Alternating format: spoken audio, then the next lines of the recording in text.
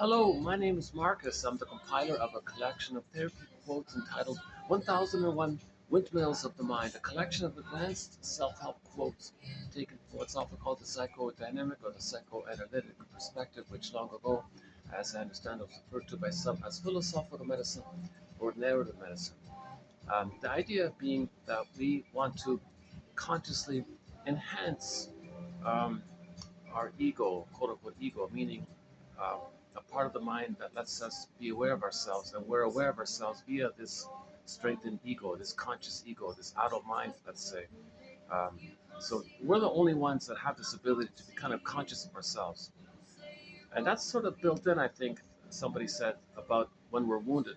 We need this consciousness to now know and understand what we couldn't back then when the child was traumatized. The child can't know the trauma. No way he can know it. He'd be flooded with stress hormones. He'd be over flooded with adrenaline. He couldn't run or flight or do anything about it. He thinks his mother's a monster, kind of things. If the baby's needs don't get met, he thinks he's a goner, kind of thing. So that's too much cortisol. So you can't kind of know it.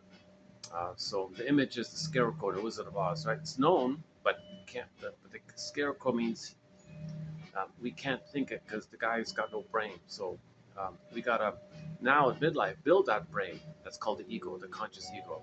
Right? So psychoanalysis is kind of like in that area. Psychoanalysis looks for an egg in a basket that's missing. So first weave the basket, the nest, the catcher's mitt. That's like the ego, a container that sets it up. That maybe then we can feel what we couldn't have felt. So first we gotta know what we couldn't have known. That sort of sets up the stage, kind of thing. It prepares us, so to speak. And then maybe spontaneously by nature, we can now feel what we couldn't have felt. The image is the firebird rises up, the phoenix rises up, okay? Or in the egg, the firebird comes up. So that's called emotional knowing. We need that emotional knowing of what happened back then, and then we're good. Then we're okay. Then we're okay. Um, so that means we got back our feelings, and the pin pops out. So when the baby's traumatized, the pin goes in the collar. One metaphor: the pin goes in the collar, meaning under the collar, the person's going to feel what they call flat affect. Um, the jargon is athemolexia, no feelings for your words. Alexithymia, no words for your feelings, because you don't know what your feelings are for your words, hence you don't have words for your feelings. There's complications like that. So we don't feel embodied. We don't feel fully real and alive. We feel kind of numb or something. So that's sad because we're meant to come from this sense of beingness, the feminine element, the feminine principle. Luke Graham calls it the midnight blue, this beingness quality. So this is you're home with them, you're embodied like that, and you're meant to live with um, this sense of inner connection with your beingness, the sweet, inexhaustible fullness of being. It means you have your identity. It means you have your identity. I think maybe yesterday we saw that they're hanging up these fishes. I think that's a symbol of the shining fish, like the beingness and the radiance of being embodied, and it shines like your hum, like the hum, like that. If the hum's missing, then you feel like the velveteen rabbit. Now, in myths and fairy tales, you take a character that's a personification of your beingness. Take that character, and you see what happens with trauma. Snow White's in a coma in a box. Rapunzel's in a tower. Okay, the beingness, the princess, turns into a swan and flies away. Okay, and in Inside Out film, Joy and Sadness get zooped away. The golden ball goes down the well. Iron John and the golden ball in the cage. Echo is in the forest and she turns to stone, becomes a statue. And other characters turn to stone, frozen, petrified, numb, morphed into an animal. That's a severe curse. If the beingness morphs into an animal, runs away, that implies um, less capacity to be in touch with the full range of our quote unquote more human side of being human. So that's like a curse like that. Yesterday's video, although it was a little clumsy, I'm still I'm still working out the kinks to this new system. I got a new phone here, so it's just a budget, like a really basic budget one. So it's got a little. I got to get used to this kind of thing. But in yesterday's video, I tried to play Katie Lee's song called "Shrinker Man." I thought I'd play it again. So there's a parody. Katie Lee's like a folk country singer, lived up until her late 90s, I think. Um, Not really well known, but she's a little famous for a song called "It Must Be Something Psychological" off her album called "Songs of Couch and Consultation." And on that same album that song is on, there's another one called "Shrinker Man." And she was poking fun at the idea that we're not like cars. You take your car to the mechanic. Hey, mechanic, could you please fix my car? And I'll wait and drink the bad coffee or something, or come back later and pay the bill and drive off with your fixed car. People, we're not like that. Don't buy this thing with the behavioralism kind of attitude. That we're not mechanical like that. We have a spirit, we have feelings, we have a soul, we have a heart, we have feelings, we have embodiment. We feel hum, we feel pleasant, we feel sadness, crime. We're human. Come on, we're not. So it's different like that. So it's not like so psychoanalysis. It's not like going to a shrinker man. Hey, shrinker man, my life is broken. Here, could you fix it, please? And say your magic words, and I'll be off on my way. It's not like that. So she wrote a song. Just wouldn't it be nice if it were that simple? Just a parody song. That it's not like that. We have to be detective. We have to build the ego mind. We got to now conscious to know we couldn't back that. We got to be a detective, build that essence. So we're aware of what's going on. Then we can feel what's going on. So we're the active one.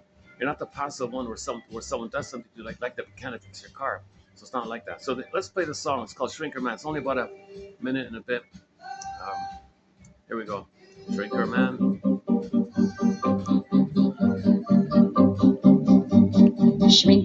Shrinker man, put me straight if you can. Free me of my tics and twitches, disconnect my latent switches, Shrinker man.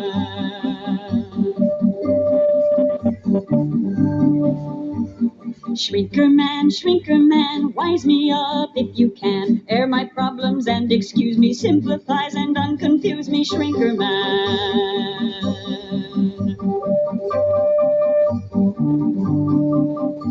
I've been on one of those complex tours. I want you to make my problems yours. Now give me one of them cut rate cures, Shrinker man. Shrinker man, set me right if you can. Align me, tune me, normalize me, clean me up and silenize me, Shrinker man. Shrinker man. Shrinker man. Shrinker man. So one of the lines in there is, you know, um, I want to give you my problems. So make it your problem. My problem's your problem. Here, have my problem. Fix it.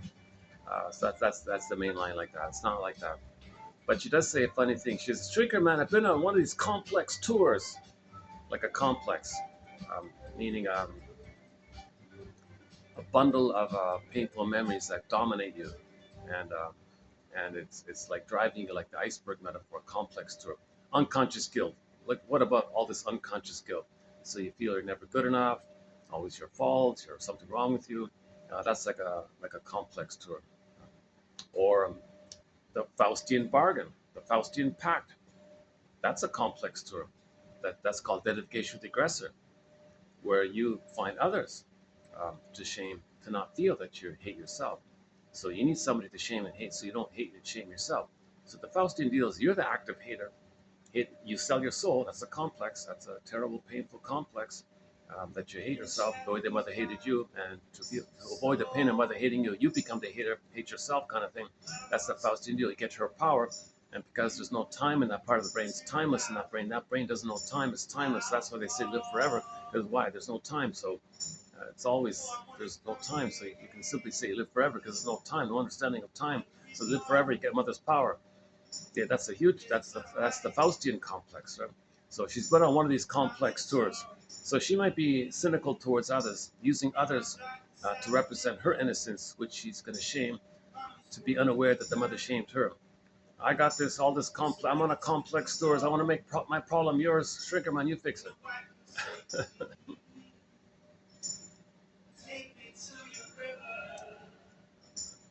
It's funny if I'm doing a video in this venue because there's 4 songs on the overhead music.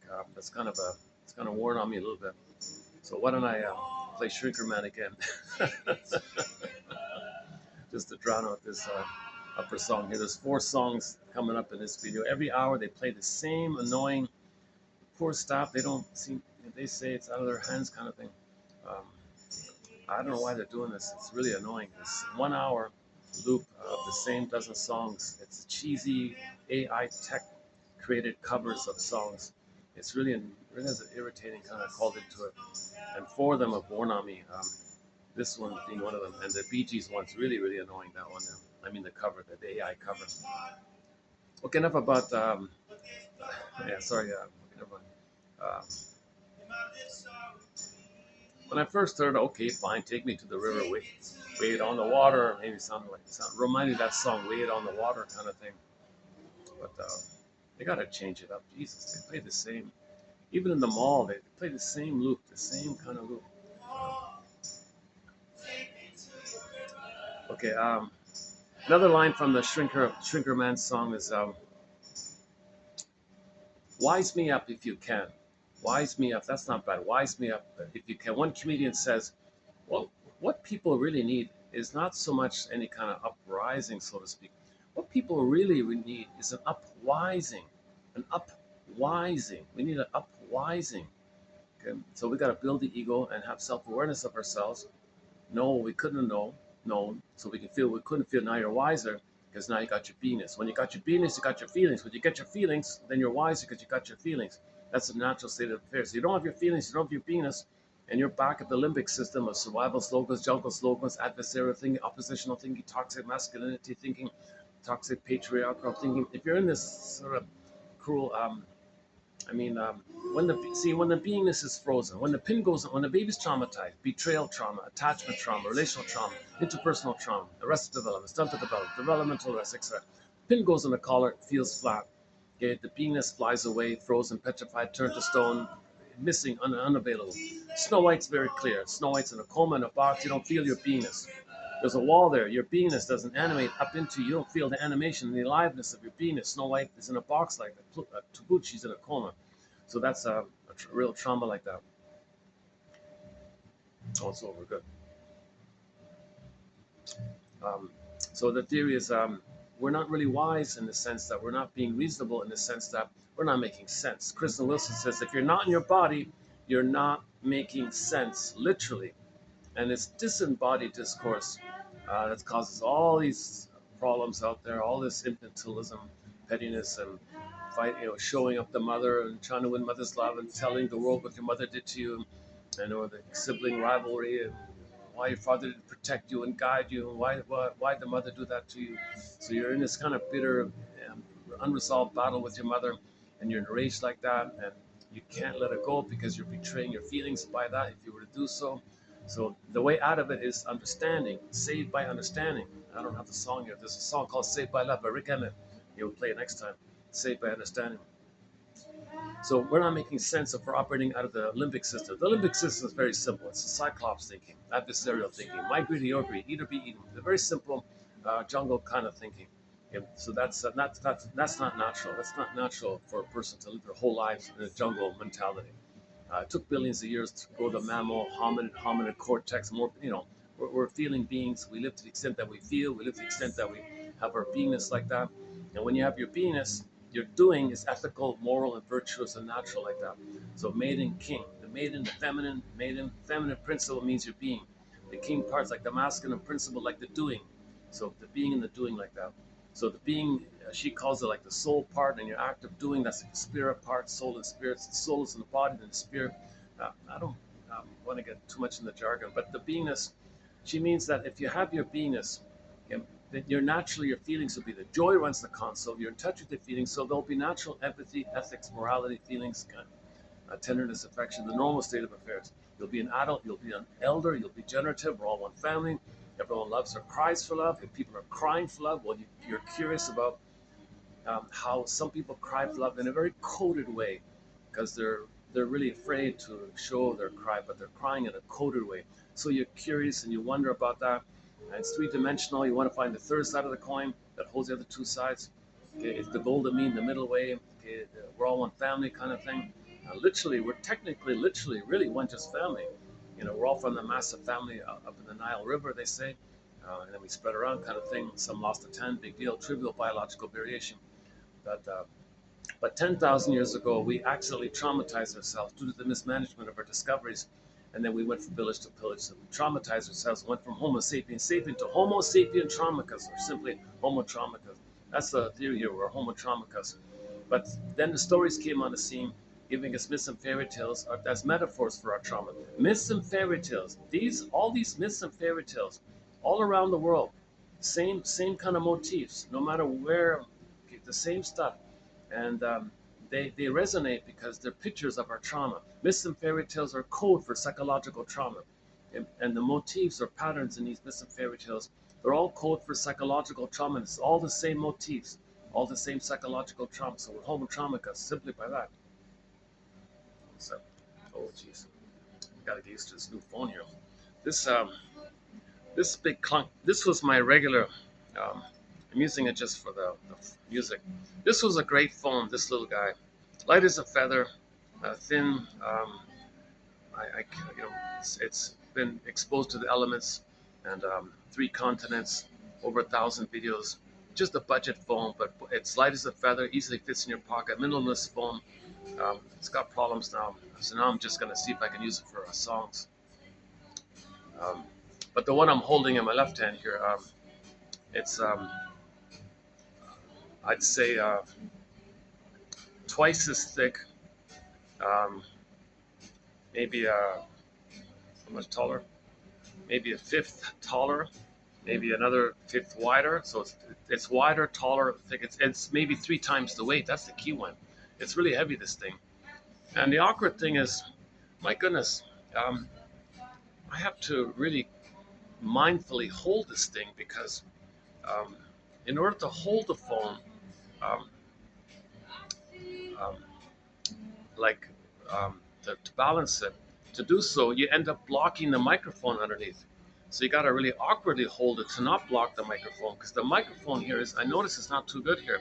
Hopefully you're hearing me a little better now this time around. I'm not sure. When I play it back, it doesn't sound too clear. There's some cheap microphone in this phone. This is one of these budget, no-name kind of discounted phones nobody wanted, but it was really like a really rock bottom price. The next one up was, 10, 20 times the price. Thought I'd give it a try. Worst case scenario, I don't use it. I just use it for music, let's say. But I want to give it a try. This is my 4th time now, 4 days in a row using this. It's different. It's got things blinking all the time. The record button, this big red button, blinking all the time. The time is flashing all the time.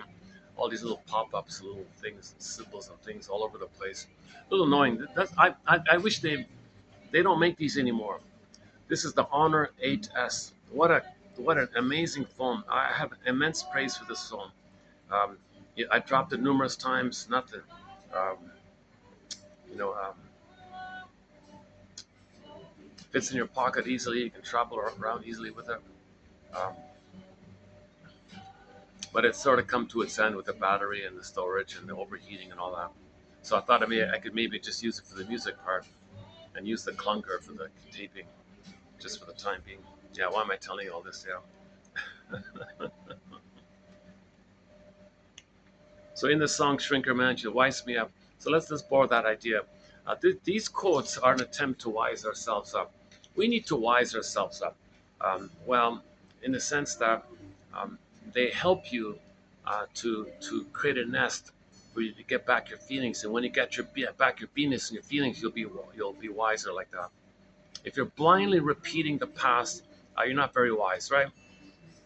In trauma, and when there's trauma, we repeat. We don't even know we're repeating. Repetition compulsion. The baby's traumatized. He's going to repeat. He's going to recreate symbolic recreation of the past, hoping to change the past. Doesn't make sense. Not making sense. Unaware of it. We're not very wise like this. Mother shames the baby. Baby becomes like the mother. Okay, Faustian deal. They go through life shaming others, thinking others are them and they're the mother, and they repeat what happened to them. Mother shamed them. They become the shaming mother. They find others to play them, since others are them. Okay, and they're the mother who shamed them, and others are them. They shame others, thinking others are them, and they're the mother who shamed them. So they shame others who play them. Hocus pocus, auto hypnosis at the same time on another level. Double think, double focus, flip flop. At the same time, the baby is angry at his mother for hurting him. But if he's going to be the mother hurting himself and he's angry at his mother, how does that work? That's the hocus pocus stuff. So first he plays the mother shaming himself. The proxy plays him to shame, so he doesn't feel that he's shaming himself. He is shaming himself, but he finds proxies to shame, thinking the proxy's him, that tricks him to think that he's not shaming himself.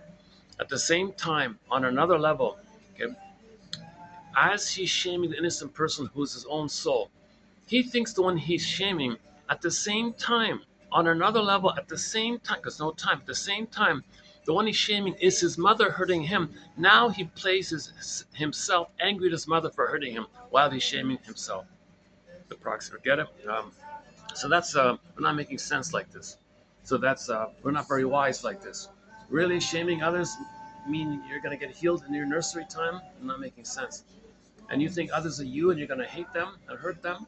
How are you healing if you think they're you? And you're the one going to deprive that. You even deprive the healing. And you can't change the past. So we're not making sense with all this. The shrinks call it perverse logic, perverse thinking. This is a different mentation in the primary process thinking world, out of the one non-thinking world. It doesn't make sense like that. So we're not very wise like this. So what the quotes do, they don't make you wise, so to speak. They help you to be detective. Um, I guess being wise might be like the byproduct of the work, like an outcome of the work. So you're not going to first be wise, and then you got to do the work, and then maybe you'll be wise afterwards, right? So this quote helps you to make inference. These are theories, these are constructs, hypotheses, ballpark approximations, guesstimate, invitations for mutual exploration. Okay, so and with the hope that the odds being I think are 1 out of 10 will be of help to anybody in midlife. Again, this is people in midlife when they realize the pins in the collar, they feel now, right? And then you go on the second journey in midlife, the midlife audit, the midlife examination period. This kind of self audit kind of thing. I just saw this morning some famous lawyer or something. He hit 52, and he's a wealthy guy and all this. And he did it. He did it. He said, I don't know what it is. I got to find myself or something. So he went on a boat or something like that. And he said it helped. He said he's becoming the person he was meant to be. I'm becoming the person I was meant to be. And he just took off kind of thing. Interesting story. He had the money to do it. Not many people could do it like that. And then, yeah, so maybe we'll have a few quotes from him. He's not a shrink. He's just a wealthy guy who realized something was wrong, something was off, something was missing. Um, he's got everything. He's greedy. He's wealthy. Drives a fancy car, but still unhappy. So he just tried to find himself. So he just hopped on some boats. He said, traveled the world, kind of thing. And then I haven't read the book, but he sort of reported his travels like that. The travails of the traveler reveal the traveler to himself. That's our opening quote in 1001 Windmills of the Mind. See, the travails of the traveler reveal the traveler to himself. Yeah. So, and also we're not making sense um, if we always live with jungle slogans. My greedy, your greed. You're not making sense. What are you talking about? You're not in a nursery. You're not in a battle for your life and death struggle with your mother. Oh, oh, they got the window cleaners. You want to see the window cleaners?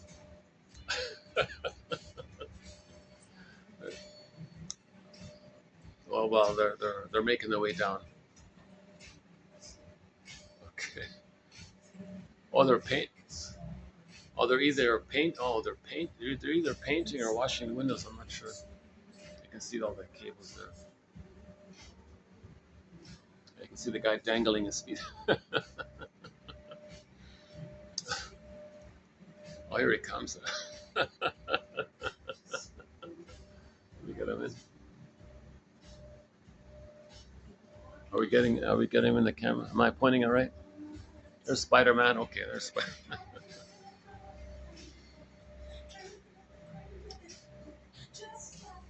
There's a whole bunch of them. It looks like the SWAT team. There's 4 of them.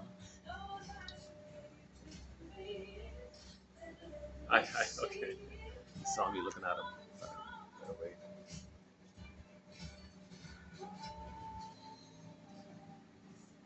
I'm still not sure what they're doing. Oh, it is a cleanup job. Yeah, okay. It's not a painting job. See, there's you can see there's a whole bunch. There's like one. How many? Where are they? You can see three guys flopping around on the ropes there.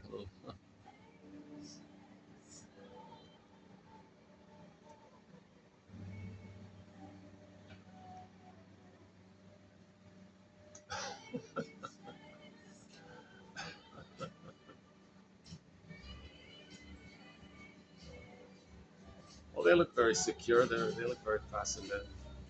They got safety ropes, and oh, the cables look very secure. Oh, they're okay. Yeah.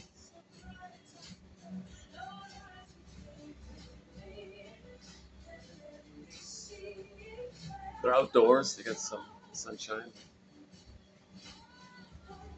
They're community. They have friendship.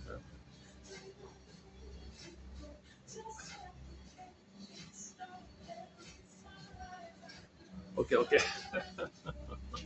Hold on a sec. Let's play. Um,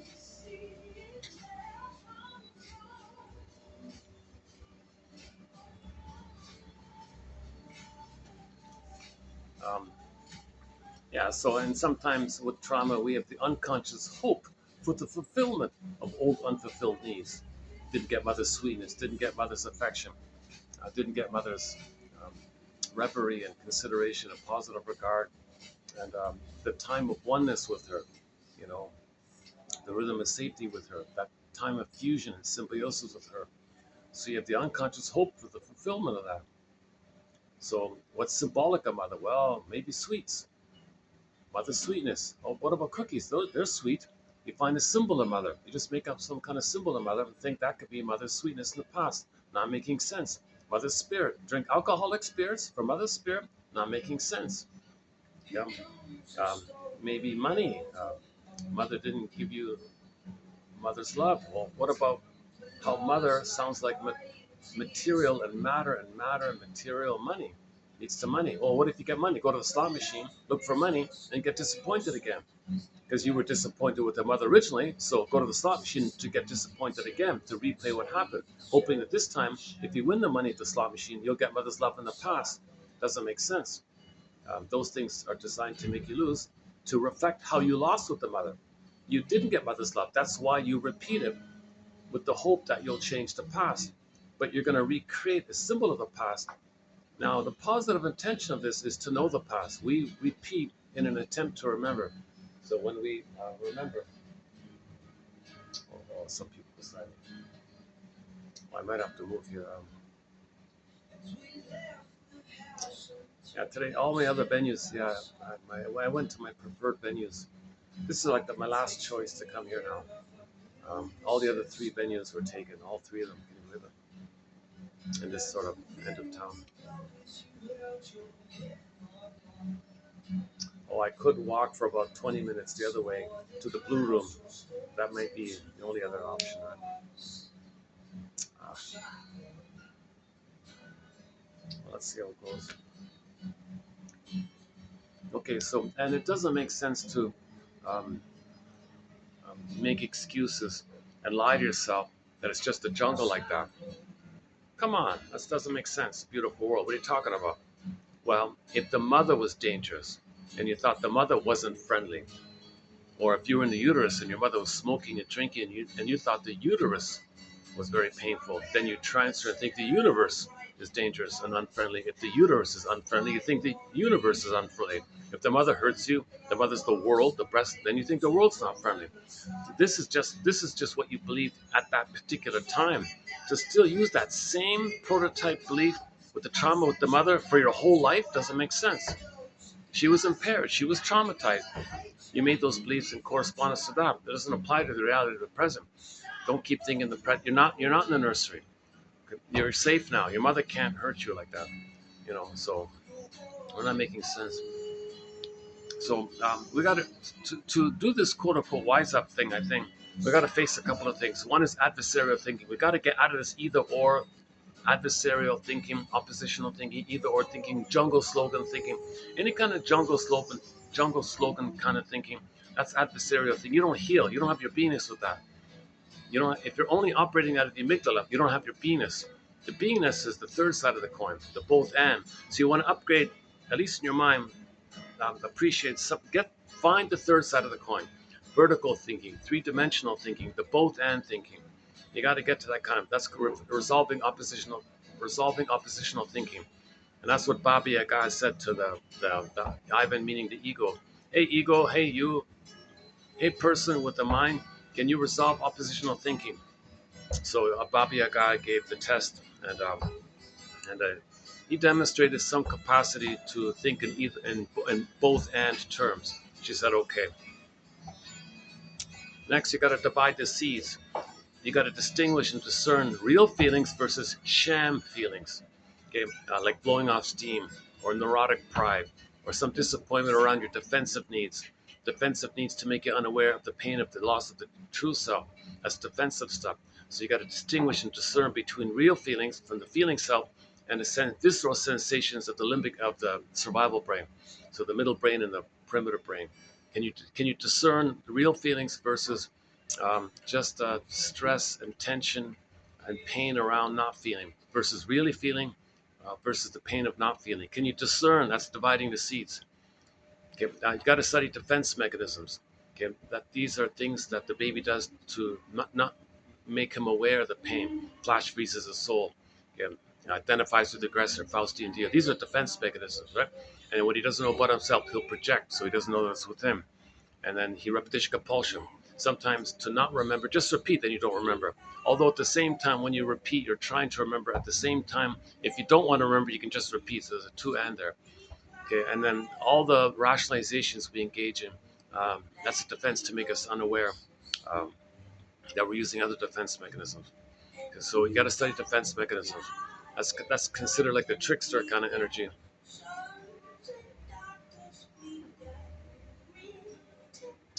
I'm just noticing. Oh, we can see them through the mirror. There, yeah, I can see them through the mirror.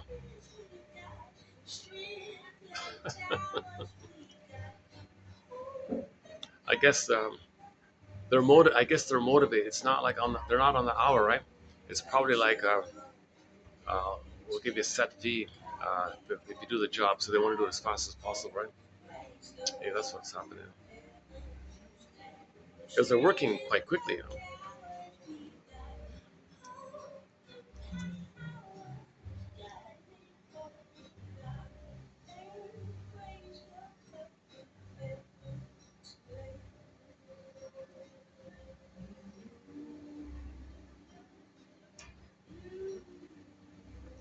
Okay.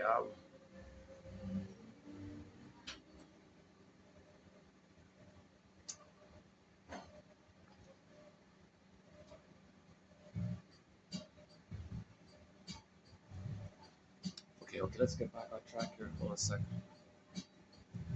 Okay. So resolve. So upgrade either or to both end. You got to get the both end. If you want to be quote unquote wise, you got to get the both end. If you can't do both end, you're just repeating some trauma during the babyhood time, not making sense. You're not very wise like that. You're missing life. You're living the unlived life. You're living the provisional life. Life is passing you by.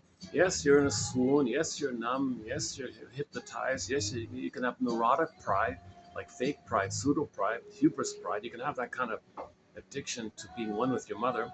Back to the complex. Yes, you can live with the mother complex. So you don't love anyone. You just love you can't love because your mother wouldn't allow it, kind of thing in your mind. So, but you maintain this perverse pleasure of being one with the mother. Um, that doesn't make sense. So, like the lawyer, he said that he's becoming the man, the person he was meant to be. That's the natural state of affairs. So he's a good kind of example of somebody trying to find themselves, kind of thing, meaning their authentic self. Remember, the authentic self is frozen, turned to stone. You want to get it back. So to get it back and become wise like that, uh, see, when Riley in Inside Out 2 resolved oppositional thinking, she got back her beingness. Then when she had the beingness, she was calmer. And then the coach said, "Oh, we want her on the team because she has presence." When people around her feel somebody with their presence, they calm down, they think more clearly, they can be a better team. So then she got the scholarship, right? So she had the beingness, because if the person doesn't have their beingness, you can feel the tension. You can feel the seething kind of scanning by people, like, oh, do they need narcissistic supply? Are they gonna? Do they treat everyone like a symbolic breast, they want to siphon it because they got to be the center. They want others to admire them because they didn't get one mother's love. Are they demanding like that? Or do they want to shame others because mother shamed them? That's how they have a mother to be loyal to the mother. They got to shame others to get schadenfreude. So they feel with schadenfreude. Do they look for narcissistic supply? Or do they have unrealistic expectations on others? Or are they so disappointed and filled with hate that they're now filled with envy towards others? And see, you don't, that's, people feel tension around that. You're not going to think clearly. You won't be a good team. She didn't have that kind of stuff. She came from the beingness. There's a serene, inexhaustible fullness of beingness. And with the beingness, you can be in the present. You're connected to yourself. You have home within. You make sense. You calm down like that. You're not in this panic thing all the time. So Riley got the scholarship when she resolved oppositional thinking. And you see it in the inside out too, the either or, both and. Like, is it this? Is it this? Am I guilty? Am I innocent?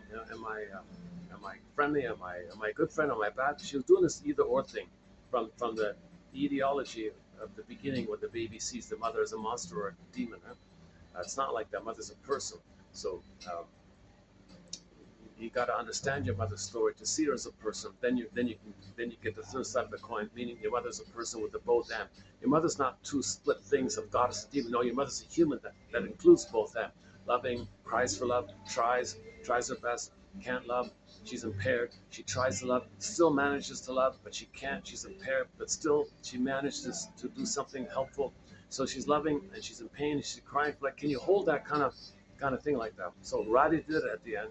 And she got the new sense of self, and then won the scholarship, made new friends, and was a good player like that, so on and so forth. Okay, oppositional thinking, dividing the seeds, study defense mechanisms, and embrace the spirit of the duck. So we all know the duck's gonna walk on the land, swim in the water, fly in the air. Yeah, that's a good picture for, we gotta live in these kind of worlds, all these worlds like that. Make the unconscious conscious. Okay, so in the water, that means something about you that you don't know. Okay, the unconscious is the ocean is a symbol for the unconscious, or the forest is the unconscious. Something in there you don't know. Dark, can't see it, shadow, dark.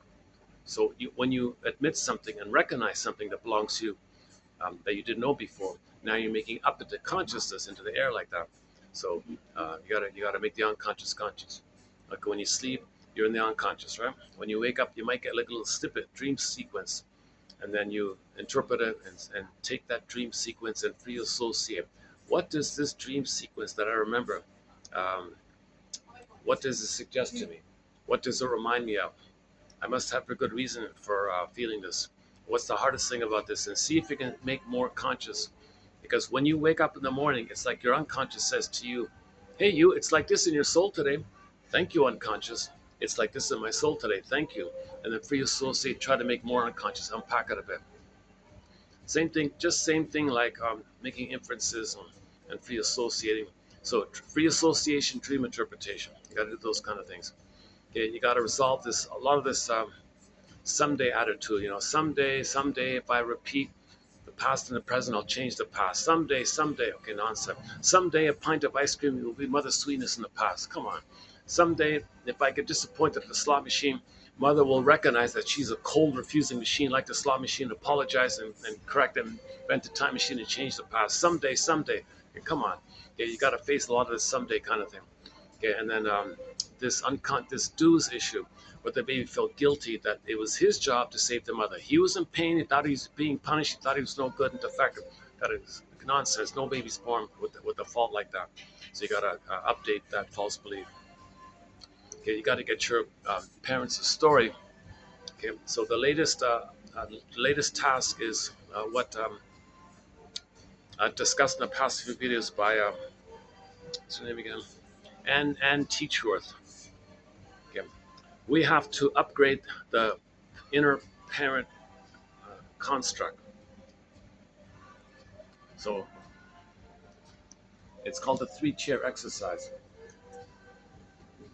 You ask yourself how you wished your parents could have behaved between them, and then role play it with different scenes. So role play your father. You play it your father. You act like your father, but being a healthy version of him. For example, giving an apology. clear, specific, what he did specifically that he regrets. Make it out how he feels badly about it, what he's going to do in the future. Make a clear apology. And then you role play your mother how you want her to receive it and what she says when she receives it. Maybe she's never heard that before. She expresses gratitude. Okay, another scene. Okay, maybe you see your parents being nice to each other, giving gifts to each other. Another scene. Planning a holiday. How do you want them to interact with each other? Discussing a film. Do you want them to discuss a film? They saw a film. Did you want them to sit down over coffee and talk about the film and have a kind of a co-discovery together, learning about themselves, what they thought about the film? How they saw, another one, solving conflicts. How do you role play how you wished your parents could solve their problems? So you role play healthy versions of your parents. So you want to create an imprint, something to refer to where your parents are healthy towards each other. Because in your life, you choose your partners according to the role model in your mind. So you chose how they chose. So you want, if the parent, okay, hold on, let's back up a second. It took me several videos to run through this. Okay, so I'm talking about some of the tasks. So oppositional thinking. Okay. I mean, find the both and, hit the seeds, hit defense mechanisms in the duck and making the unconscious conscious. Okay, making inferences like that. Okay, free association, dream interpretation, all this someday stuff, the doomsday stuff. Okay, getting your parents' story, because if you get your parents' story, that's called honoring them. If you honor them, then you know that she was impaired and didn't have the capacity to love the baby. Then you say, oh my God, my mother didn't love me. Meaning when the baby's needs aren't met, from the baby's point of view, his mother didn't love him. My mother didn't love me? You're kidding me. Why did my mother love me? Like what? It's a lot of sad like that. But when you get the sadness, you get your beingness. Your grieving is healing. Okay, it's all about mourning. When you're mourning, you get your beingness back. You grow up and you become wise after you mourn. If you don't mourn, you're never wise. Only after you mourn, you can be quote unquote wiser, I guess. Okay, so find out what you can about this. Get their story. What role did they play in their family system? Were they scapegoat in their family system? Were they the star in their family system to mirror their parents? Find out your parents' earliest memories. That can reveal a theme in their life. Okay, find out their humor. Is it bitter humor, dark humor?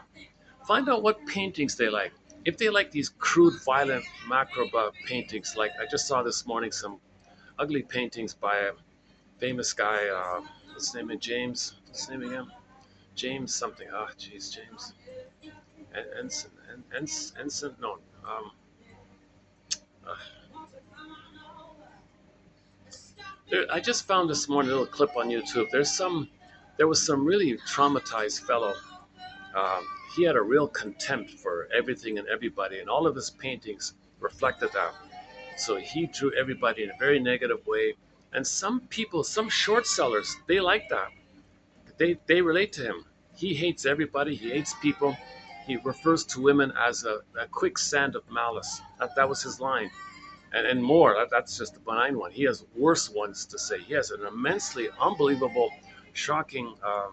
I didn't want to keep reading it because he's too disturbed. And he's a famous painting, James something. James, what is it? And something. And not ensign. No. A Star Trek. No. Ensign. He died in 49, I remember him. He's 1860 to 49, something like that. Um, he never left his hometown. He lived in some kind of seaside port, and he was afraid to go anywhere. So the mother was very demanding like that. And so his famous painting is you see a crowd of people on a crowded street. You see him as a self-portrait there, and everyone around him is wearing an ugly mask. Okay, so he thinks his excuse was everybody's duplicitous, everybody's wearing a lying mask, everyone's a deceiver, everyone's a fake, everyone's a liar, everyone's an ugly liar. I'm the good one. So he's kind of like that. Um, but if it's just once, okay, fine. But he made a lot of paintings with that common theme. That was a regular common theme his whole life like that. So if your parents like that kind of painting, that might be a clue to distinct personality patterns. If they like more happy painting, the humor, find out the humor. I'm gonna experiment with this painting thing in the future. Okay, go to the humor. Find out your parents' type of humor. If their humor is bitter humor, dark humor, schadenfreude humor, sadistic humor, yeah, sardonic humor, that's okay. Then you know something that they were really traumatized and they made the Faustian deal because they got to shame others. Others are them. They're the shaming mother. They got to find others to shame, so they don't feel that they shame themselves and hate themselves. They distract it when they find a proxy for them to shame, and then flip flop, they hate them. So that's a clue. If your parents have dark humor, schadenfreude humor. If the parents have more playful humor, more everyone's better off for it. It's more delightful, and we all learn something a little bit. It's encouraging a little bit, or you know, then that's maybe they were traumatized post 18 months in the cleaner category. So just what I'm trying to say is get your parents a story to get to the place where you can finally say, "Oh my God, I get it. My mother didn't have the psychic structure to love. The psychic structure needed for a woman to love her baby is what's called differentiation, where she felt safe with her mother, where she was able to differentiate from her, not be her. If she is the mother, if the mother becomes her mother, she can't love the baby. She's enraged at this tar pit of the negative fusion, this quicksand of malice. Oh my God! Now I'm using it. Oh my God! Yeah, maybe we can say the Faustian deal is a quicksand of malice, to use his phrase. Just saw it this morning. I can't even look at his paintings. I find it kind of very unappealing, very uninteresting. I'll look at it briefly from an analytic point of view, that he's so filled with so much trauma and malice like that.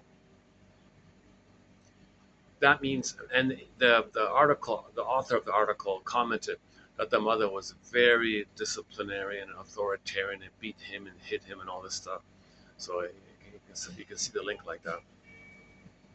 And funny, he had such a trauma bond. He transferred the town to her. He could never leave her, so he never left the town. His only refuge, his only escape was um, he'd walk on the shoreline or something and imagine the water um, as the beautiful mother from the very beginning in the uterus. So he's back in the water world, in a blissful union in the uterus, safe with the uterus mother. Um, the being in the uterus in a safe place. So he'd be at the water, thinking in those kind of terms. That was his only kind of refuge. But except for that, he manically drew paintings. Everyone's no good. Mother's no good. People are no good. Again and again and again. And the video clip was how these business types, like the short seller types, the hedge fund types, they buy these paintings and they hang it on their wall and all this. These gruesome, horror kind of frightening, uh, horror kind of images. So if the person's filled with vindictiveness, okay, if all they think about is vindictiveness and envy like that, okay, if you're, then you know your mother didn't love you. Then you know she couldn't love you. Then you gotta say it. Then you gotta say it, admit to yourself, my mother didn't love me. There's a huge sadness. Now I got a more than loving mother that should have been there. Yeah, I'm not. It's funny. It's influenced me that grim painting, that grim little mini documentary. I started to watch. I turned it off finally. I looked it up because some shrink made a reference to it. It made me curious like that. What's his name? If you want to read about it, what's his name? Is it Burmer or something? Burmer.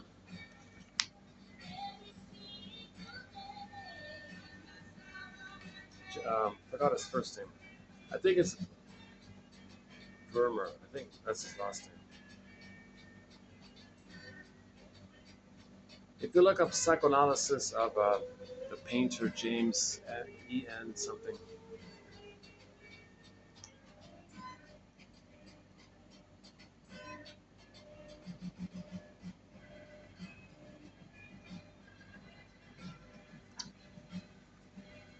Okay, that's a huge. So what I'm just listening. I'm just giving you the table of contents. Each of those just mentioned take like 5 hours to cover. So I'm just giving the table of contents. So the newest one, the newest task for the second journey midlife, the hero's journey midlife, the second journey midlife. Okay, the you want to do as what you want to know as much as you can. So the Firebird comes. So the Firebird comes, the pin pops out. You're good, and then you got your natural wisdom, your natural beingness like that.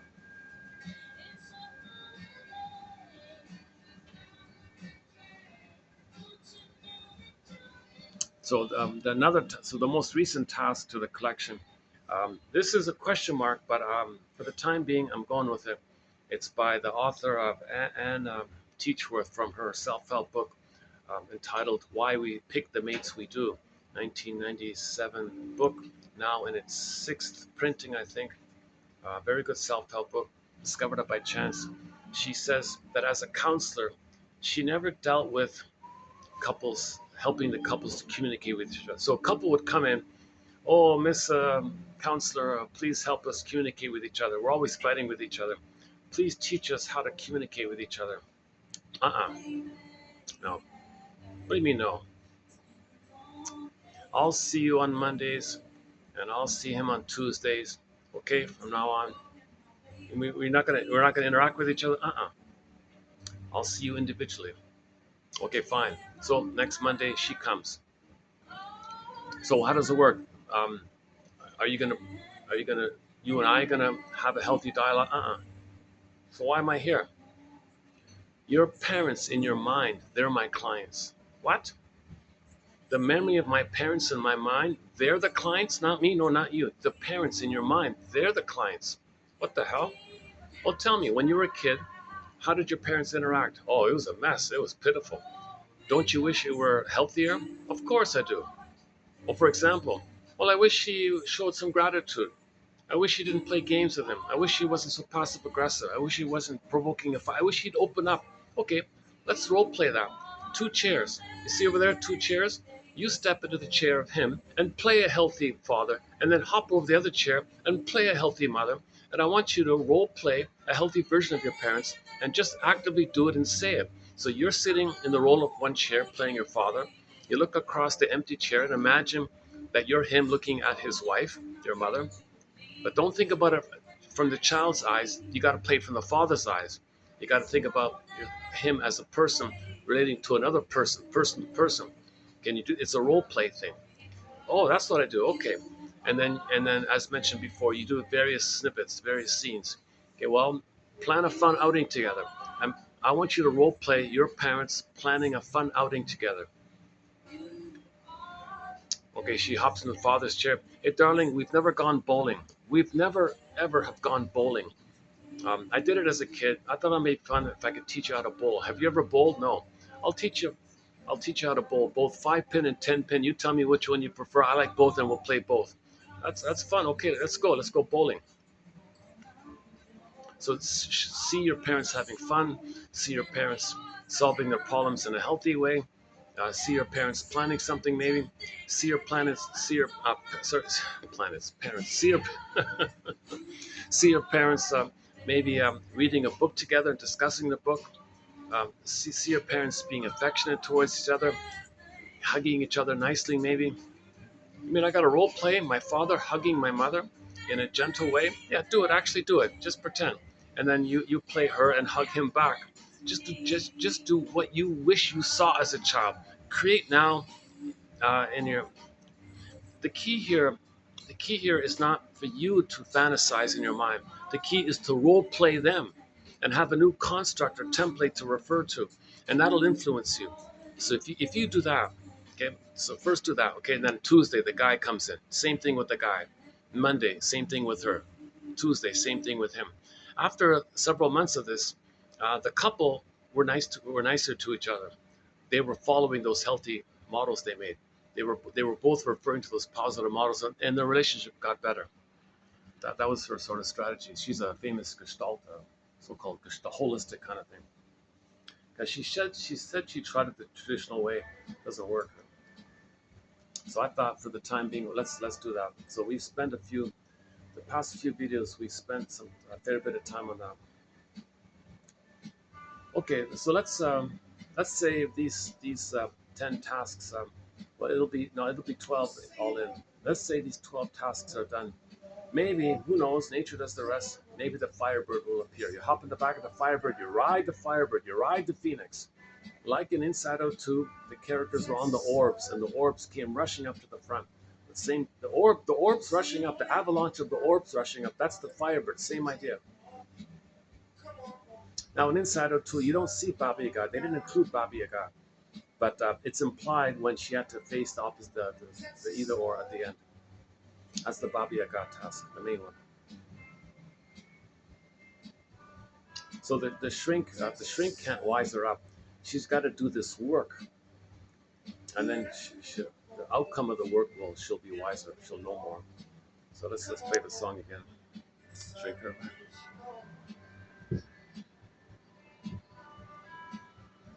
Okay, here we go.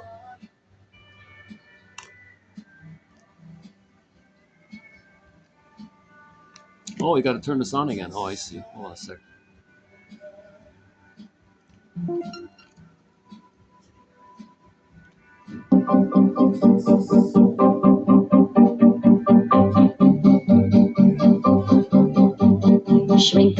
Shrinker man, put me straight if you can. Free me of my ticks and twitches, disconnect my latent switches, Shrinker man.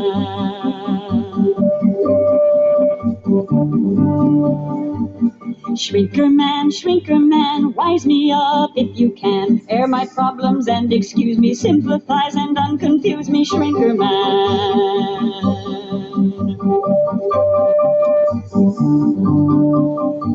I've been on one of those complex tours. I want you to make my problems yours. Now give me one of them cut-rate cures, Shrinker man. Shrinker man, set me right if you can. Align me, tune me, normalize me, clean me up and simonize me, Shrinker man. Shrinker man. Shrinker man. Shrinker man. So let's finish up the one about the antique versus one about the couples one. So here's the theory: the child imprints his understanding of how parents or how adults relate to each other. So from birth to 10, let's say, he's being brainwashed and conditioned, and he sees his parents. The father relates to his mother. He sees his mother relate and to her father. Okay, that's going to be stenciled in her brain. When she grows up, she's going to decide to role model after one of those parents. So let's say she picks the father, let's say. So when she grows up, she doesn't choose what she wants. She only chooses how the father chose. So her mate will have the same personality as the personality of the partner the father chose. So that's let's say it's a girl, the firstborn daughter. She models after the father, and she doesn't like the mother. Let's say. So she consciously says that when she grows up, that she's not going to marry a man with her mother's personality. She consciously does not want a man, a husband, with the same personality um, of her mother. But the problem is she's following the template. She's going to choose how he chose. He chose a woman like that. So she's going to choose how he chose. So she ends up with someone just like how he chose. Then she says to herself, what the hell? My husband's just like my mother. How did that happen?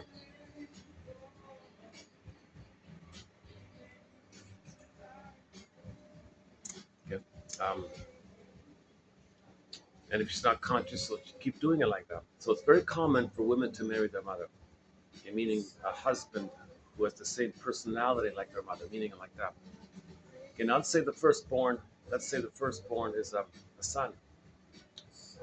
According to Miss Teacher, if it's the firstborn and it's a boy, he'll role model after the woman, his mother. Let's say he doesn't like the father's personality, says to himself, gee, when I get married, I don't want a woman with a personality like my father. But the template, the brainwashing, if he's going to act like her, mimic her, and parrot her, and she's the role model for him, and he identified with her, so to speak, then he's going to choose how she chose.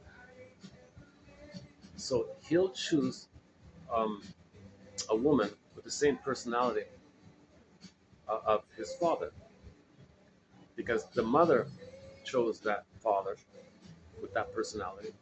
So he'll choose a woman with the personality of her father. So he says he married his father, meaning he married a woman with the same personality as his father.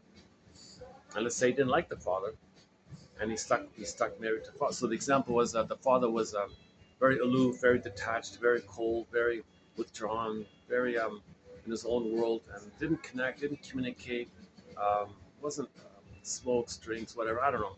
Didn't like them. And the mother was maybe a little more communicative or something more intelligent or something.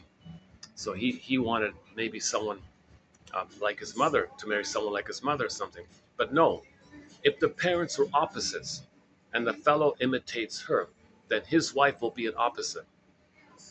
So if the template, the parents are opposites, when they grow up, his marriage will be opposites. They're going to recreate a version of the past because it's still in the past. They transfer the past to the present, recreate the past and the present. The present is still the past. The present is called the presenting past. Okay? Or you transfer the past to the present and recreate the past in the present. So the creation in the present, meaning your marriage will be just like your parents' marriage. Oh, there's that annoying Bee Gees song. This is the worst of the 4 songs. Let me drown this out, but I got a guest just beside me, so maybe let's choose another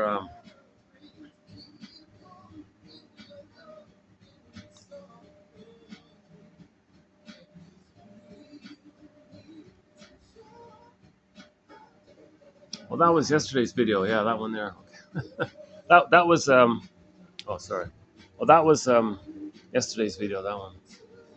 Borderline. Oh, relationship. Let's play Anne Shell. Anne Shell. It's a shame and it is. Okay. So since we're talking about relationships, this song by the band Anne Shell from Switzerland. Um, so their marriage is on the rocks. She says, and calling all angels. Can they remember positive memories to save the marriage? So the positive memories you have with your mother, you might call them angels. The negative memories might be like little demons like that. So the song is not about the borderline personality pattern, but the song is called Borderline, meaning the marriage is on the borderline. I'm just trying to find a way to get past this song. It's the most annoying song.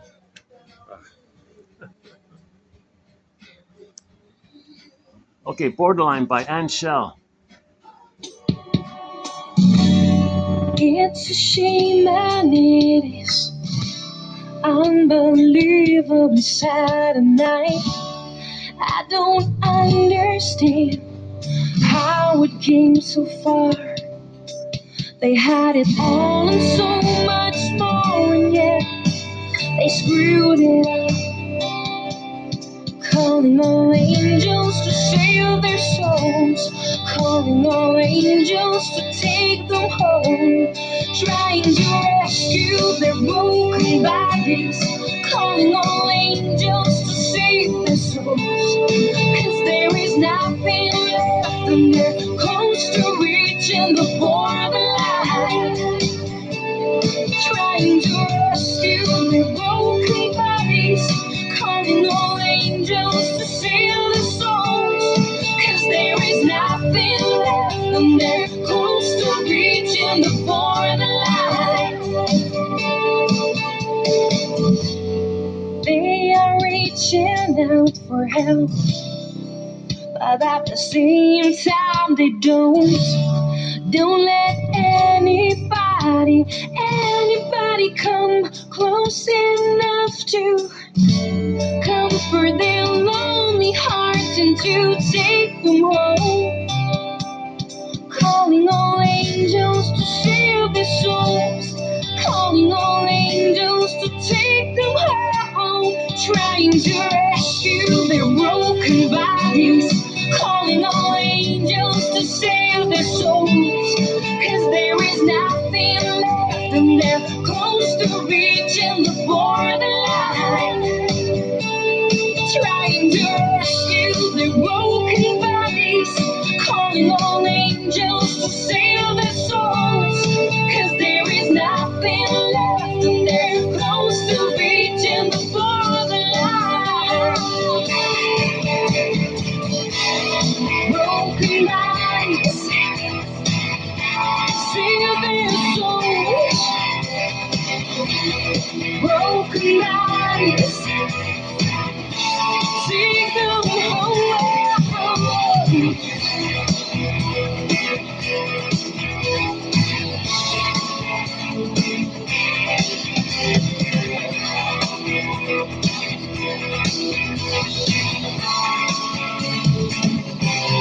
Trying to rescue their broken bodies, calling all angels to save their souls, 'cause there is nothing left and they're close to reaching the borderline.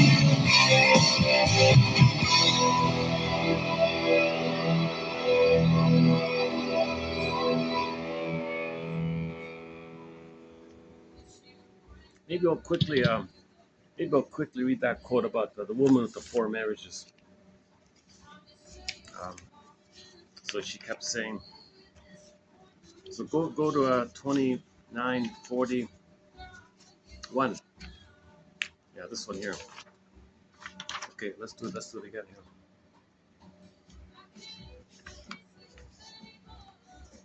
Okay, generally speaking, the child's going to choose one parent to role model after. That's the role model parent.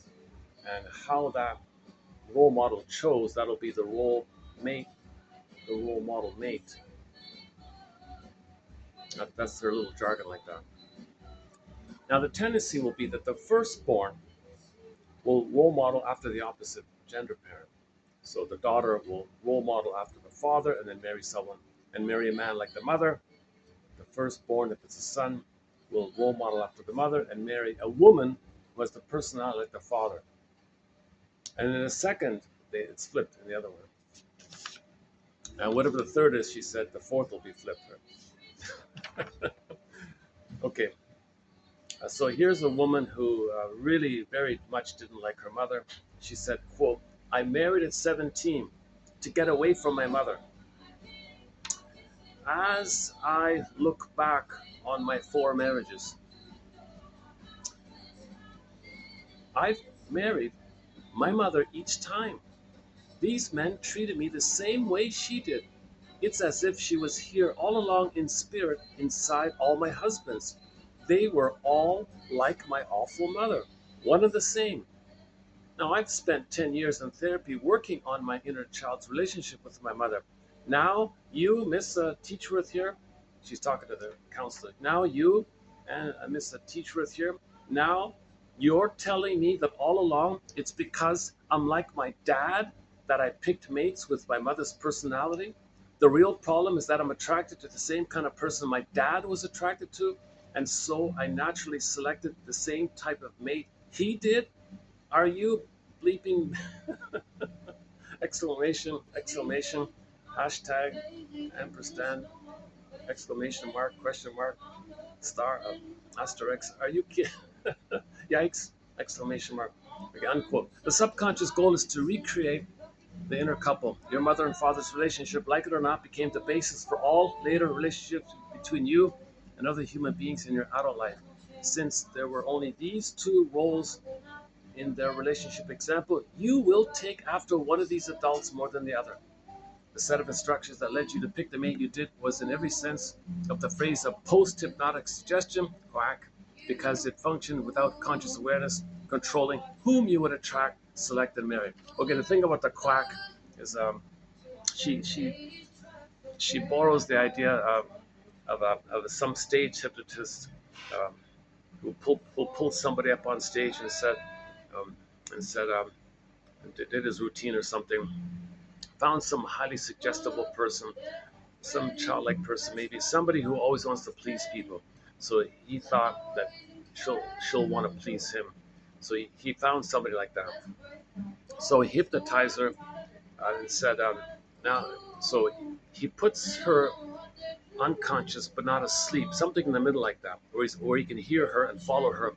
Okay, he's tapping into the mechanism that the baby wants to please the mother. So he wants her to transfer the mother onto the hypnotist. So what he says she should do, um, just as the child will dance to the mother's tune, the hypnotizee will do what the hypnotist says. So the hypnotizer says, "Okay, I'd like you to pretend you're a duck and make some sounds." And she go quack quack. The whole audience is laughing like this. All right, thank you. For the rest of the afternoon, in this room here, when you hear me say the word duck, I'd like you to quack. Okay, okay, okay. On the count of five, I'm gonna stop my fingers. She's gonna wake up. She wakes up. Oh, can you recall what just happened in the past couple of minutes? Didn't have a clue. Okay, thank you. Goes to the sea. An hour later, he tells some anecdote about a duck. She hears the word and starts quacking. What the hell? Okay, so she borrows this idea that the child is brainwashed and has a post-hypnotic suggestion. When they grow up, they're going to quack, meaning they're going to choose how the role parent chose. That's the quack, right? Post-hypnotic suggestion. It's a compulsion to repeat. It's a compulsion to replay, okay? To create in the present the past because you're still in the past. Repetition compulsion. When there's trauma, we repeat. It's a compulsion, like the quack. It's a compulsion like that. So she calls it like a post-hypnotic thing like that. Okay, left untreated, the unconscious inner couple imprint will become the client's only imprint for his or her own relationships later in life.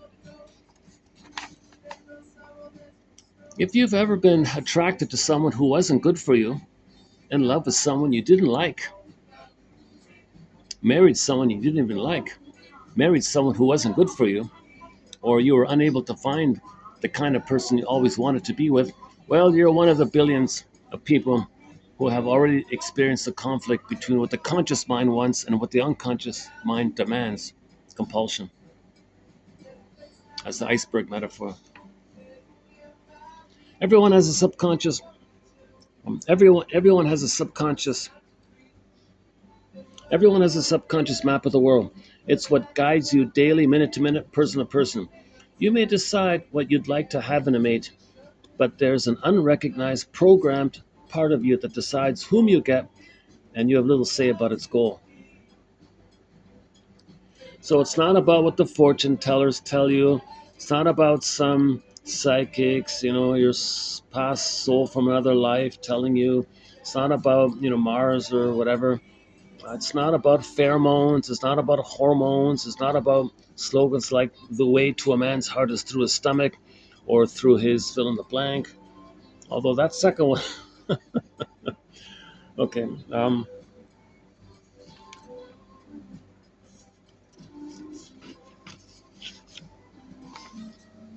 So what you want to do is the three-chair exercise. Write down how you would Write down how you would have wanted your parents to change or fix their relationship. Who would you have wanted to do what? Who would you have wanted to do what? How would the other parent respond differently? Role play them doing that. Role playing positive fictional dialogues between your parents would give her some prior experience of her parents working through the stuck places in their relationship and make it possible for her to try some new behaviors. As a therapist, my initial intervention direct is therefore directly into the parents' relationship in the past rather than into the couple's relationship in the parent, i.e., their parents become my clients.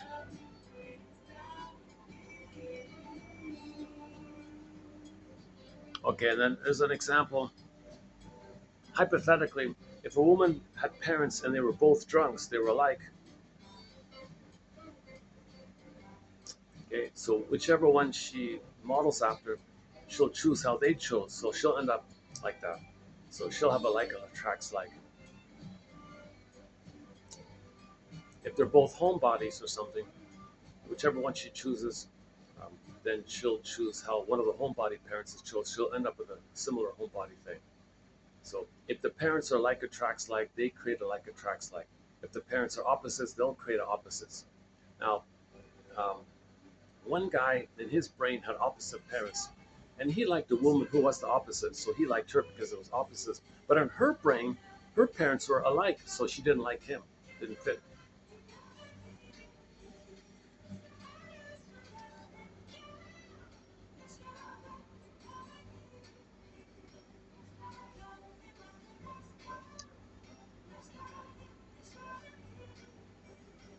I began to see my own marriage, as with the couples who came to my office for counseling, that our learned relationship behavior automatically brought us right back into our parents' melodramas and left us there with the same ineffective interactions they had.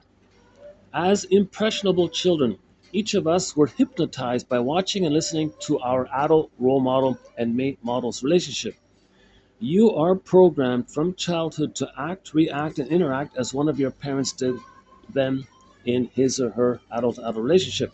You picked a mate who could respond the way your other parent did.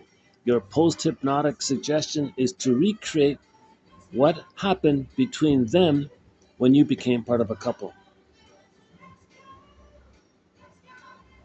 Shrinker man.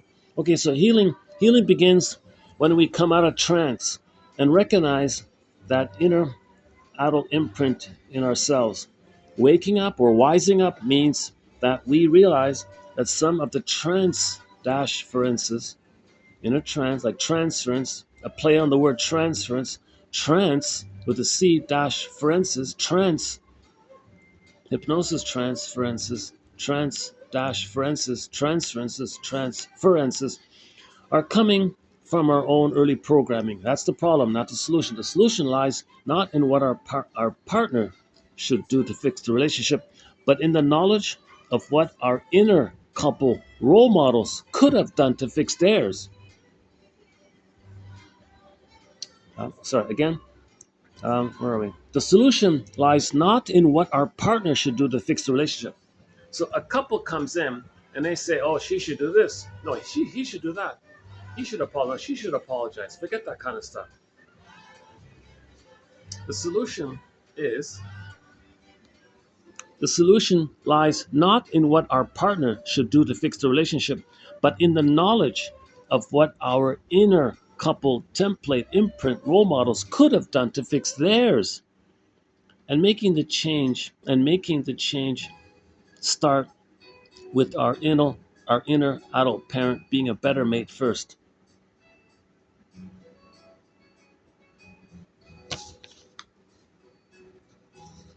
I began suggesting to my clients that they also role play their parents, fixing their relationship with each other in order to create a precedent inside their own memories. Practicing this new experience of their parents resolving their relationship would make it easier for my clients to be different with each other now. Couple patterns had controlled how those participants behaved and felt in their current relationships. Subconscious programs had activated and limited their interactions and still remained in place, no matter what they had learned consciously in the workshops. Having them resolve, okay, not resolve, resolve their parents' unsatisfactory relationships themselves instead of just wishing their parents had. So you gotta like that's so there's the difference between the fantasy, pathological nostalgia. Oh, I wish my parents were nice to each other, versus role playing those um, healthier parents. Imagine you are a child again. Okay, how would you like each of your parents to be with each other? And then role play it. And then role that's the key. Don't just imagine. Then you got to role play it. So I was doing it. I tried it in some past videos where I would try that exercise with the two chairs.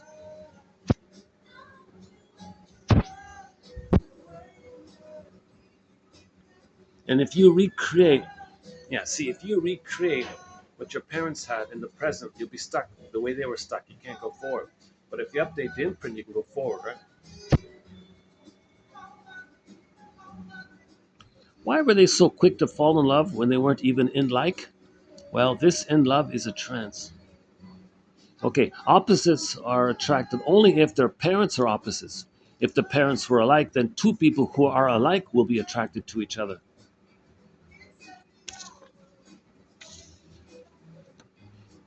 Role playing your parents as you wanted them to be provides an opportunity for you to experience them meeting each other's needs for a change. This will be an alternative, positive program for your relationship now. My assumption was that most couples' difficulties stemmed from their unfinished business with their parents. My assumption was that most couples' difficulties stemmed from their relationship, their unfinished business with their parents. I now believe that a couple's difficulties reflect the unfinished business from their parents' relationships. So we focus not only on the unmet, so we focus not on the unmet childhood needs of the unhappy couple who walked into my office, but on the unmet relationship needs of the two unhappy couples who floated in with them, the ghosts of their parents. By working on their parents' unfinished business, they were able to give up the interjected interactional pattern which had been plaguing their relationship. They resolved, they resolved their marital problems with considerably less difficulty than if they had dealt with their current relationships directly. They stopped blaming each other and were able to live their relationship their way instead of their parents' way.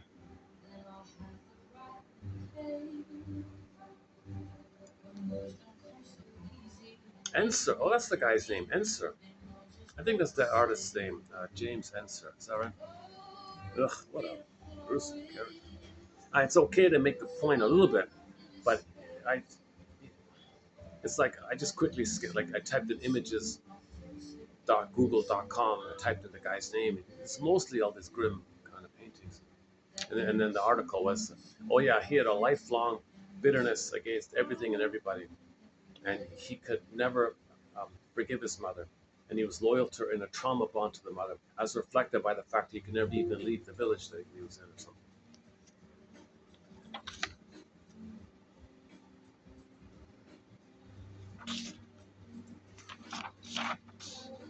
See your parents as the people they were to each other, not as the parents they were to you.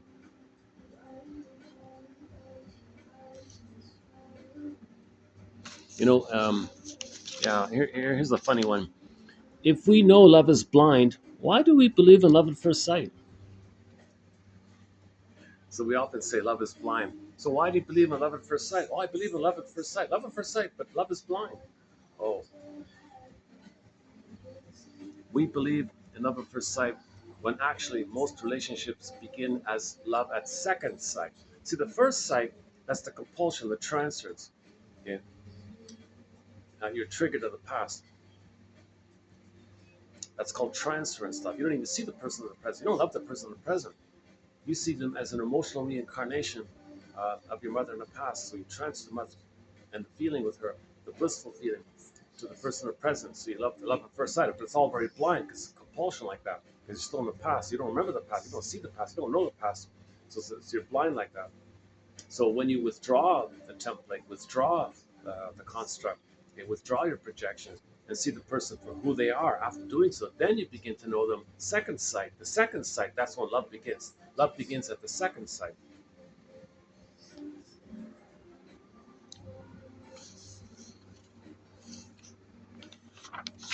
Okay, let's just go back to where we are here.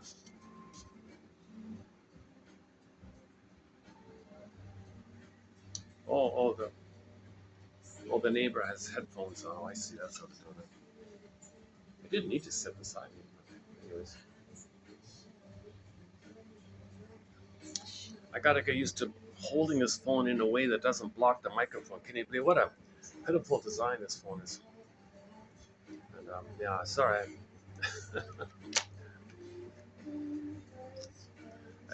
I'm still getting used to this new phone. Maybe I'm mourning the loss of my old phone. Maybe I'm transferring some anger. That's very common. If you experience a loss, right? Yeah, we had a quote about that. The students loved the regular teacher, right? and something happened, he had to move or something, and then the replacement teacher came in. They all hated him. They didn't know him, but they transferred the anger they felt with the first teacher and dumped their anger onto the replacement teacher. They were grieving the loss of the first teacher. They didn't hate the second teacher. They were just angry at the loss of the first teacher. But the second teacher felt they all hated him. So I'm doing the same thing here. I'm angry at the loss of my regular phone, and I'm transferring it onto this phone. Let's pick another song. So it's so nice to get the music back here. Self-Saboteur by Delirium. Okay, here's a song by the band Delirium. Oh, I gotta keep turning this on again. So let's play a song by Delirium. We haven't played them in a long, long time. Self-Saboteur by Delirium. Great song here. Can I change the view here?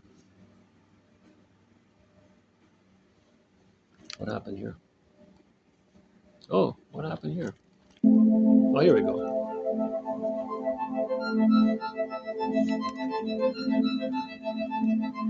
Okay, Delirium. Self-Saboteur.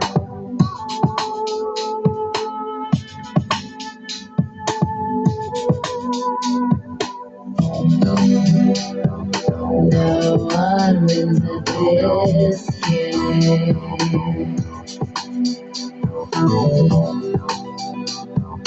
Throwing knives in your face.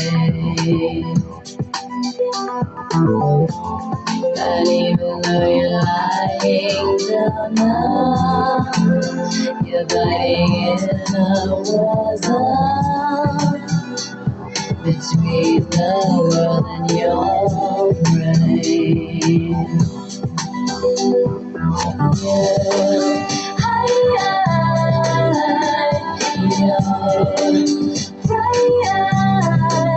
What can't you see? Can't you see? Can't you see?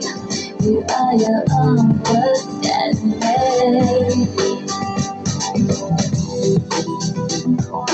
You are what you despise.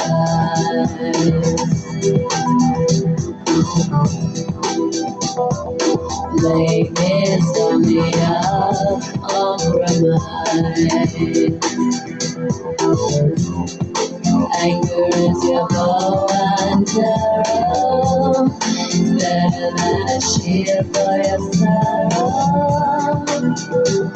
When nothing's hurting inside.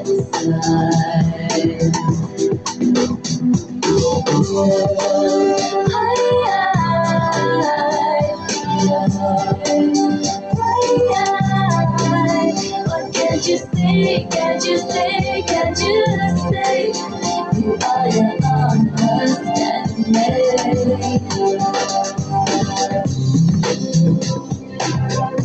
All the good things you have, always end up with someone else. And you claim that they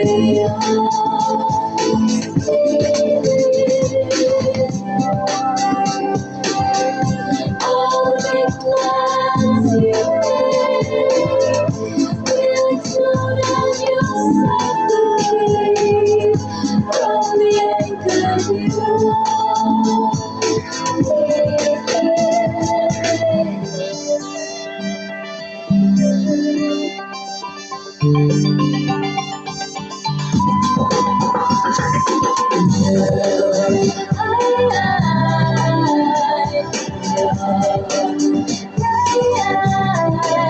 What can't you see? Can't you see? Can't you see?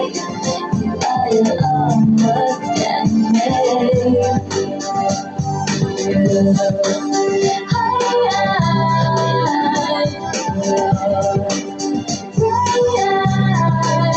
What can't you see? Can't you see? Can't you see? You are your own worst enemy.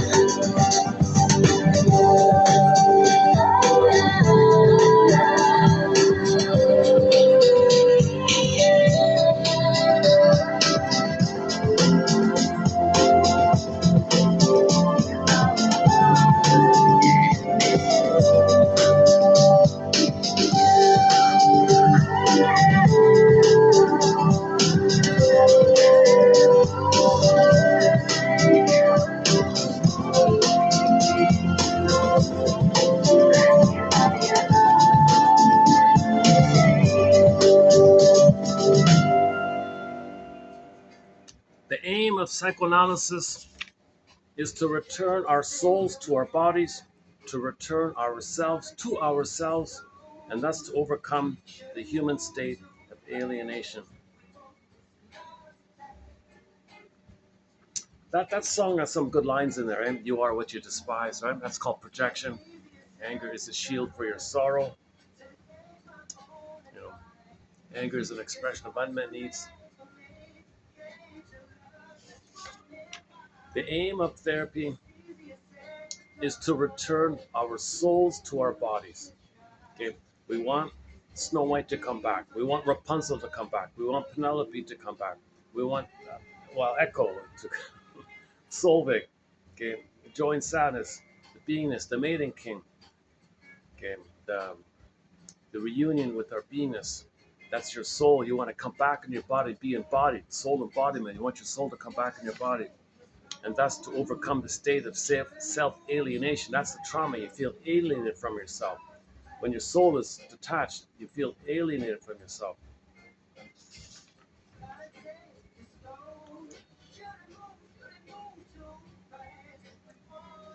So Miss Woodman summarizes just as a broad general image of the therapy process. Um, she points out that the most common, most familiar, the most famous image for the midlife audit, the midlife second journey, is the transition from caterpillar to cocoon to butterfly.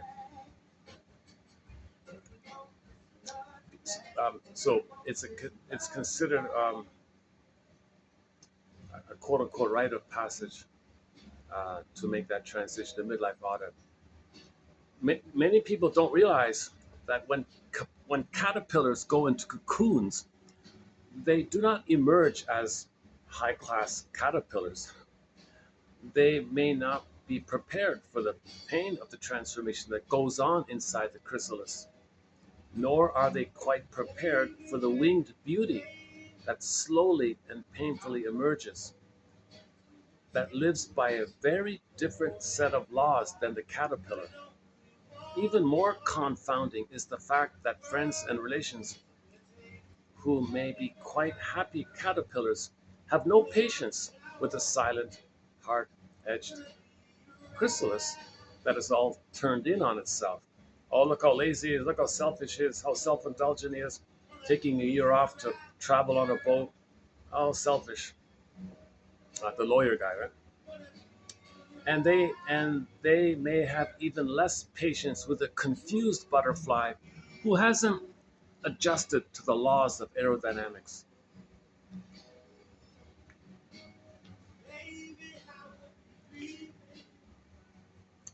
Okay, this is, some people call it like in traditional cultures. There's a rite of passage for this. Um, okay, so that's what all these songs, dance, and rituals for. So when you see indigenous people constantly doing songs and dances and acting out plays, acting out dramas, dressing up, creating a scene, that's all for to deal with each person's need to transition, um, make the transition like from midlife to elder, or young adult to middle adult to elder adult to elder, or from the boy to the man one, or girl to woman one. That's all they have these so-called containers, these safe ritual processes, fine-tuned over 10,000 years kind of thing, and everybody goes through it like that. That's all missing. And because it's missing, we have what Miss Woodman believes, we have a thing called Torschlusspanik, a German word that first appeared in the English language in 1963. This word, Torschlusspanik, is defined as, quote, panic at the thought that a door between oneself and life's opportunities have shut. Okay, so she borrows the idea that maybe at midlife you feel like, gee, I missed it. I'm now like, life passed me by already. The doors are shut. I'm not going to get those dreams. I'm not going to get those things I planned for. I got to give up this kind of hope and try something new or something. You feel like a panic. Oh my God. So a lot of people might have this kind of panic. So she borrowed this idea um, in relation to how in human development we're supposed to go through these rites of passage kind of thing, and if you miss one, well, there's like a panic by that. The doors that were once opened through initiation rites um, are still crucial thresholds in the human psyche, and when those doors don't open, or when they are not recognized for what they are, life shrinks into a series of rejections fraught with Torschlusspanik. Torschlusspanik is now part of our culture because there are so few rights to which individuals will submit in order to transcend their infantilism. For example, one infantilism is the puella, the woman who won't. The puer means the boy who won't grow up. The Peter Pan. The female is puella. Puella is the female puer. Puer is the eternal youth. The puer, right? So puer is for the boy. For the girl, they call it puella. The puella mother, who has never taken up residence in her own body, is not going to experience pregnancy as a quiet meditation with her baby, nor birth as a joyful bonding experience. Although she may go through the motions of childbirth and all this, the psyche soma split in her is so deep that physical bonding between her and her baby daughter doesn't take place. So if the mother's detached from her beingness, she probably can't bond with her body, with her baby. Then the baby has to split. Psychic intimacy and physical intimacy go together naturally, but where there have been where they have been split apart at a pre-verbal level, the instinct is isolated. The emotional flood that should be incorporated into the with the physical food is not present. Thus, the instinctual pole of what Mr. Jung called a schizoid process receives. That's the first time I mentioned his name. Huh? Receives. She's a fan of him, so that's okay. I'll include it. Receives a different message from the psychic pole. Without the experience of your beingness, neither the feminine soul nor the masculine spirit, okay, feminine soul, masculine spirit, yin, yang,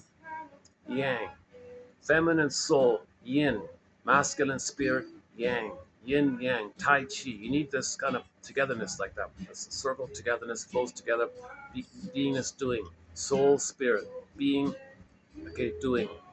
Right?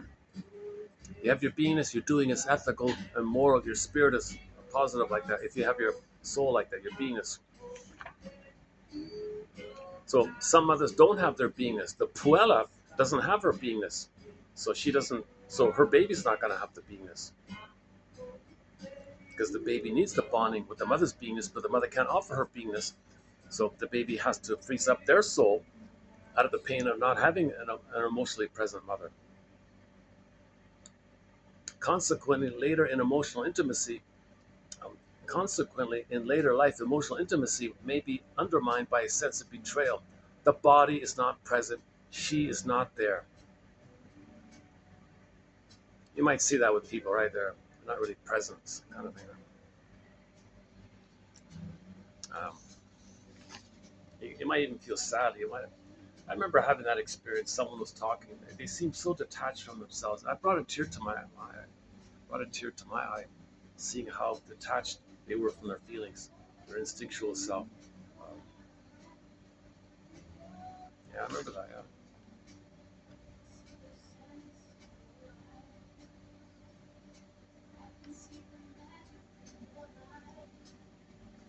And if the puella, if the puella, one version of the woman without her beingness, she might be a Donna Juana. That's all power stuff, right? So there won't be affection. So play the song "I've Never Been to Me" by Charlene. A song called "I've Never Been to Me" by Charlene about a Donna Juana, female Don Juan. The analyst is only a guide and observer, and the client has the responsibility in the end for the finished product.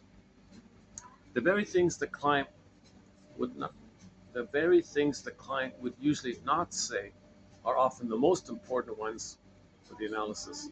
Thus, he will sometimes underline the significant things by his very hesitancy. The analyst's job, in a way, is mostly to point out to the client when he is fooling himself. You're fooling yourself. Oh, okay, thank you. Quote, free association. Free association, what's that? It's the free expression or free flow of ideas, not hindered or changed by the usual conscious censoring forces. The client may attempt to finish the unfinished business of his childhood using the analyst as a substitute for his parents, which the therapist should not fall into. He's got to interpret that kind of thing. He's got to interpret that, not fall into it. Shrinker man, at the end of this treatment, will you give me a written description of my personality? To which he replied, Madam, if at the end of this therapy you still wish to have a written description of your personality, then the treatment will have been a failure. The question often arises, is psychoanalysis harmful to some people? The greatest danger lies in treating a person who is on the verge of a psychosis when the analyst doesn't realize his true condition.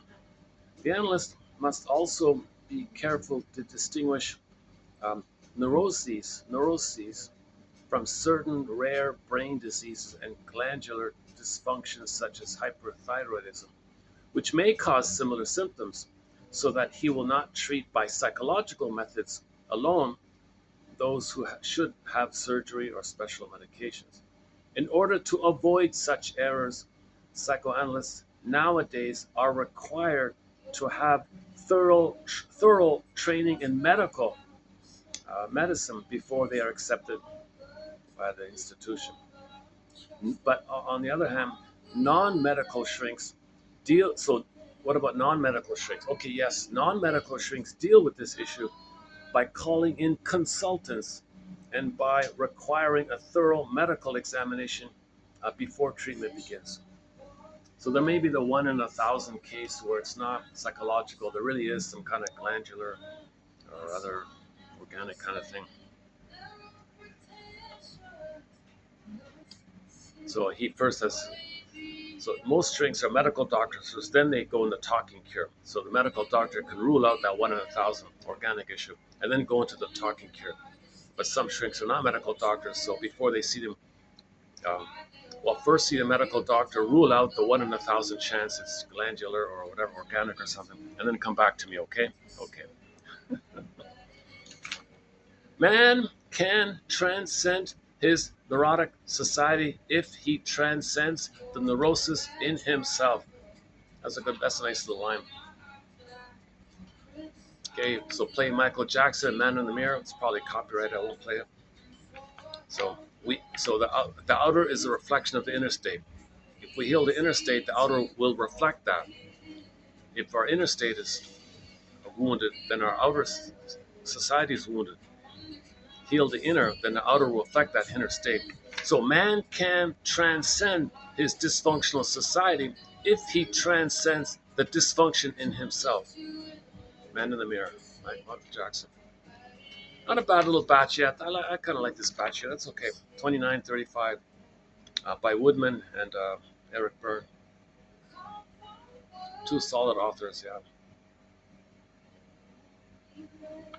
So your mission, should you choose to accept it, is to read this set and pick one that you like. So for myself, let's see. Okay, the new word here, Torschlusspanik. That's okay. This point. I like the third one here. I like the third one. People think that when they do a midlife audit, that they're going to become better narcissists. So let's say somebody was a narcissist, and they say, "All right, fine, I'll pause from my narcissism so I can become a better narcissist afterwards." No. The cocoon doesn't come out to be a better cocoon, and the caterpillar doesn't pause to become a better caterpillar. He goes in the cocoon and something totally new. So you're now becoming who you're meant to be, versus the false self. So the false self, you sacrifice the false self for the birth. It's the death of the false self, the birth of the new life, right? So Janoff's line is the death of unreal hope. That's the birth of new life. Like that. She also calls it the pregnant virgin metaphor.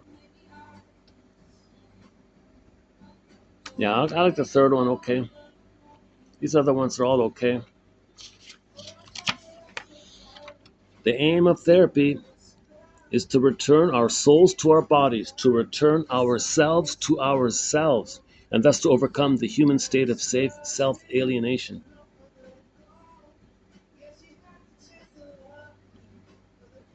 That's okay, okay, okay. And the last one, yeah, okay. So for me, I like the third one. Okay, the third one about the caterpillar, and the last one here by Milton Klein here. Man can transcend his dysfunctional society if he transcends the dysfunction in himself.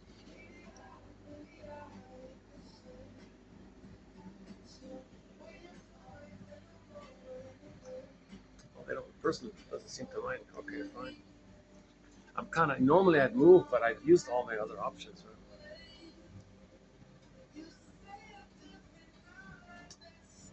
Well, let me check the battery. Let's see. 88. So battery is 88%. Okay, that's pretty good. 88%. So the battery is okay in this video. So one good thing about this clunker is I could probably do a 7-8 hour video if it came. If I were really in a refreshed mood and I had my guava juice, I could do a 7-hour video and cram it as much as I can. But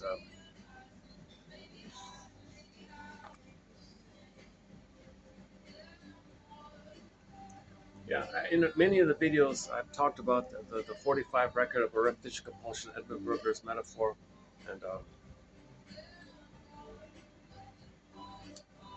and I kind of highlighted some of the pillar material in our collection.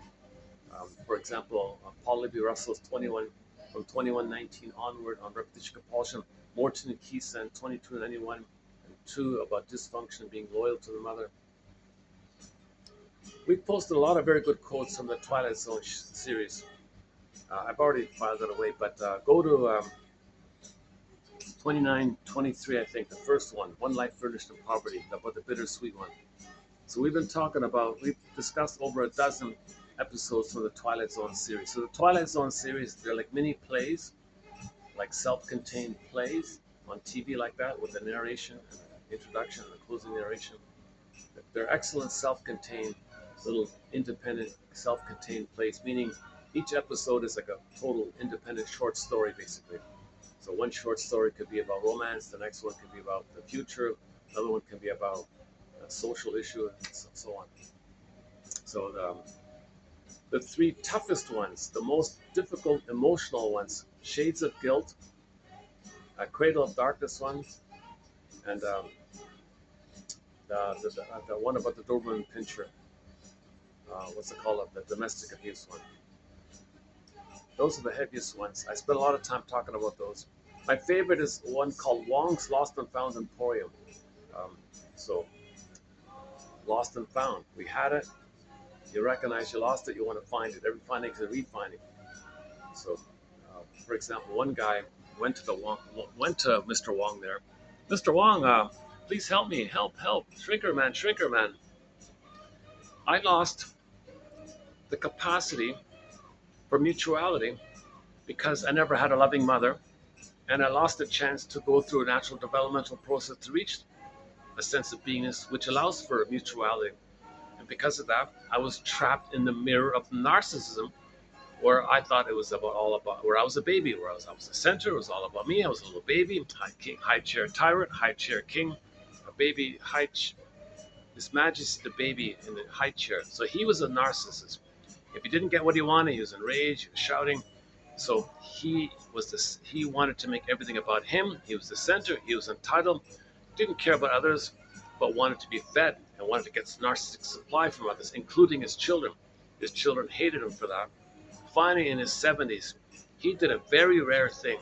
He said, wait a minute, maybe my behavior contributed to why my children hate me, he said. Oh my God, I think that's the case. I think I failed my children. Something's wrong here. That's very rare for narcissism. They always say others are wrong. Oh, my kids don't like me; it's their fault. Not me. I'm always perfect. I'm a little king. I'm a king, little god. I never do anything wrong. I don't apologize. So he was very rare like that. A guy in his 70s. So he said, Mr. Wong, I didn't have a loving mother. I didn't develop. I didn't have mutuality. Is there anything you can do to help me here? Okay, well, yes, you can begin the process here. So he gave me a little task to look in the mirror for 5 minutes or something. And he said, well, so number one, please look in this mirror and stay looking in this and look what you see what you see in the mirror, but stay for 5 minutes or something like that. So you look in the mirror, and he saw what his children saw when they related to him. So he saw what they saw. So he looked in the mirror and he saw his own face morph into an ugly monster. He freaked out in a narcissistic injury, panic, rage. He crashed the mirror. He couldn't do it. But he began the process. He began the process. He picked up the pieces of the broken mirror. He wants to put it together. And let's try again. Kind of thing. So he was trying like that. So he didn't know. He didn't realize how hurtful his behavior was, objectifying people, treating people like things that should serve him, wanting to be fed by others like symbolic breasts. He can't apologize or relate as see people as human beings. He felt like an entitled like that because that man as a baby didn't get the oneness of the mother. That's called trapped in the mirror, leading to narcissistic personality pattern, where he sees everybody's symbolic breast to supply him and dumps his waste on them while he's fed by them. So in the baby, he gets the food down the center vein, sends the waste up, right?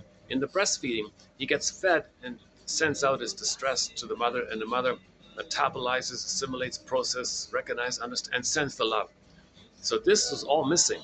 So he treated everybody like that, this entitled plate. Give me the goodness, make me the center, attend to me, make me important, make me a star, see me as special and important like that, and I dump my waste. So he did that to the kids. The kids hated him for it. Finally, he said, I don't think my kids are wrong. I think I did something wrong. Mr. Wong, can you help? That's very rare. That's very rare for narcissism. So we did a string of quotes. We have a thread on narcissism. It's hard to hold this phone. I'm not used to holding this phone properly. I gotta hold it. It's funny to hold this phone without blocking the microphone. It gets off balance. It doesn't. I can't hold the balance properly.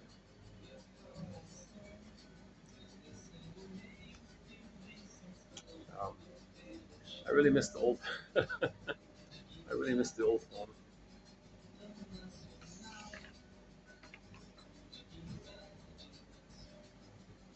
Okay, that's my favorite one. Long's Lost and Found Emporium. Another good one is called Memphis. The key to your future lies in the past. So the guy was gonna have a problem in his future. Time travel took him to the past, and he kind of like basically, uh, not directly, but basically he um, was a mentor to his younger self because as a child he didn't have a father and all this, so he fathered himself, so to speak. So when he came back in the present, having the experience of having been fathered in the past, his future was better. The key to your future lies in the past, called Memphis. Very good one. To see the invisible man. I got the sun reflection. It's still there. I'm finished soon, anyways. Yeah, she told me that this is all booked here um, at 5 o'clock. Let's see what time is it. Oh, it's four. Oh, it's 4:40. Oh, geez, I've only got like 15 minutes here left, anyways. I've still got all this caffeine in me. I'm all caffeined up here. Maybe I'll just go for a walk somewhere. That's the thing about this area. There's no real convenient place to walk around. There's no like park or anything. There's no. Let's see. Where can we go? I've tried this a few times already. That's a dead end. There's nothing there. Hmm.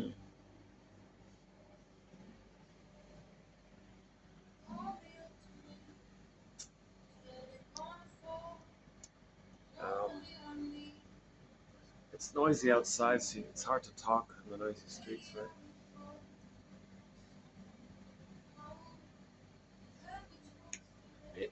Maybe I can just visit that nearby hotel and just sit in the lobby for a few minutes and wrap it up there. Okay, and there are numerous other episodes, Twilight Zone episodes.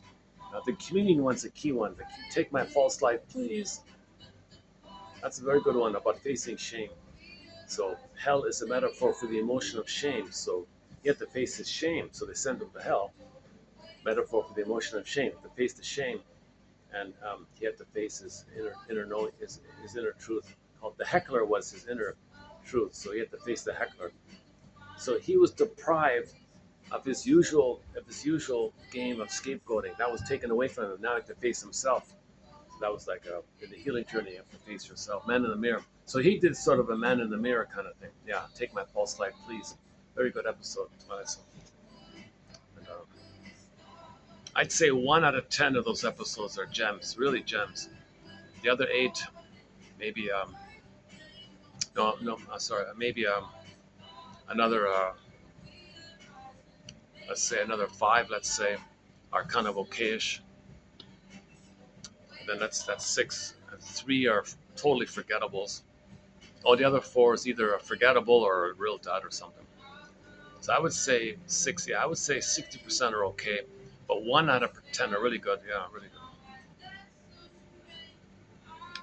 One Life Furnished in Poverty has an excellent closing narration. We did that one.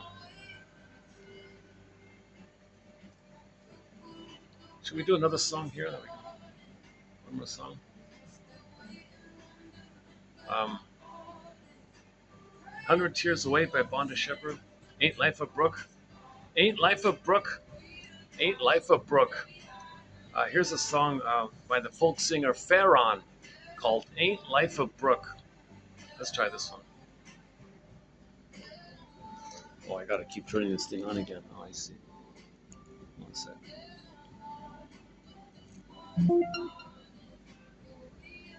Ain't Life a Brook?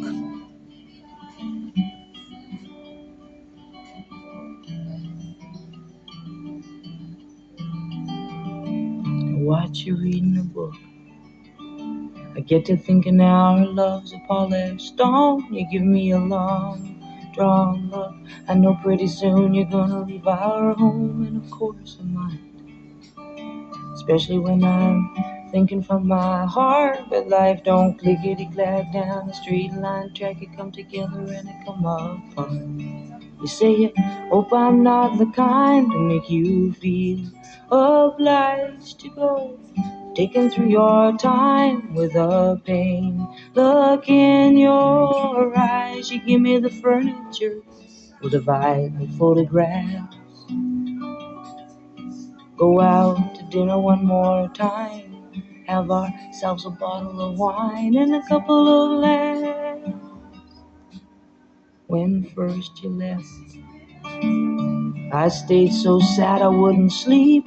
I know that love's a gift. I thought yours was mine, and something that I could keep. Now I realize time is not the only compromise. A bird in the hand could be an all-night stand between a blazing fire and a pocket of sky. And so I hope I'm not the kind to make you feel obliged to go. Taken through your time with a pain. Look in your eyes. I covered the furniture. I framed photographs. Went out to dinner one more time. Had myself a bottle of wine and a couple of laughs. Just the other day, I got your letter in the mail. I'm happy for you. It's been so long. You've been wanting a cabin and a backwoods trail, and I think that's great. Me, I seem to find myself in school. It's all okay. I just wanna say I'm so relieved we didn't do it cruel, but ain't like a brook. Just when I get to feeling like a polished stone, I give me a long, drawn look. It's kind of a drag to find yourself alone, and sometimes I mind. Especially when I'm waiting on your heart, but life don't clickety-clack down a straight line track. It come together and it come apart. 'Cause I know you're not the kind to make me feel obliged to go. taking through my time with the pain. Look in my eyes, I sold the furniture, I put away photographs.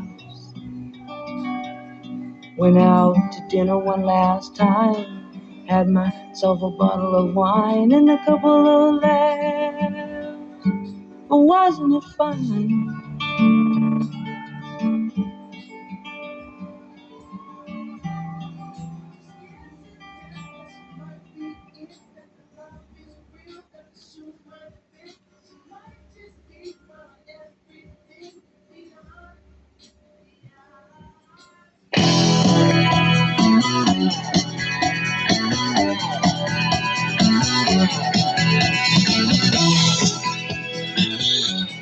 Okay, thanks very much. Let's go outside. Girl, what I thought you should be. Okay, let's pack it up. Let's give me 5 minutes to pack it up, and we'll continue outside a little bit.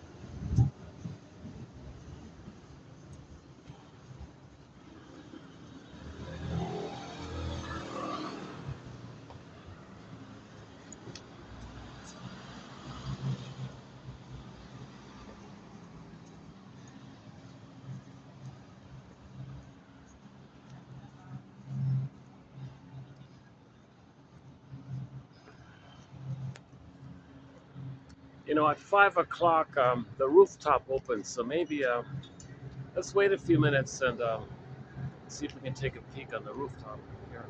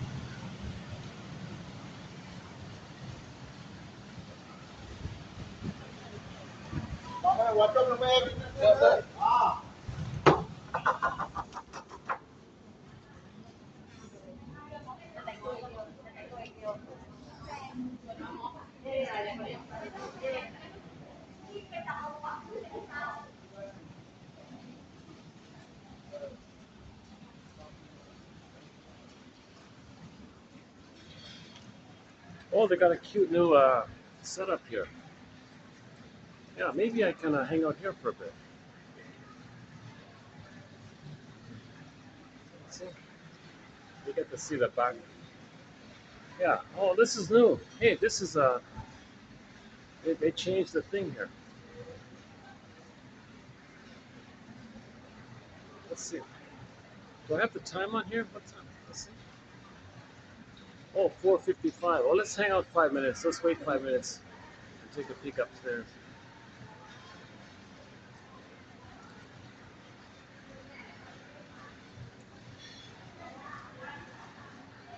Actually, if this is the new setup, and you got this nice little watery thing here, I'm just thinking to myself, can I do a video here? Oh, I got the concierge over there. Stop over there.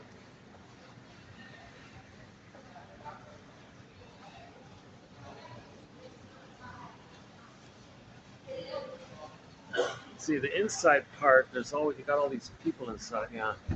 Doesn't really work on the inside part here, right? Oh, they got another outdoor. Here. I'm just thinking about for the future. So this is a new setup here. I could do a video here, theoretically, right? Maybe not.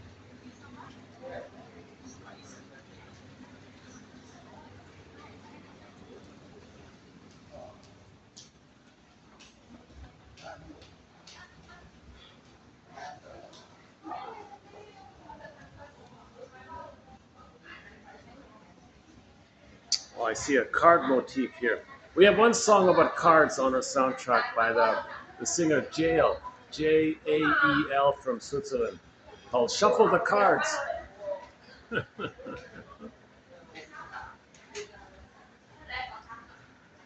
What's that about again? Well, let me look it up.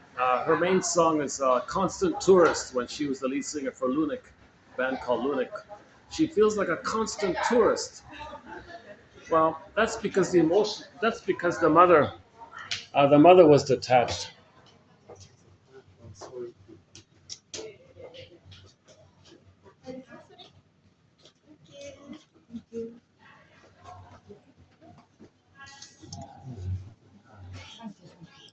It's up at the 40. Oh, it's the 45th, is it? Yeah, okay. Let's go up there.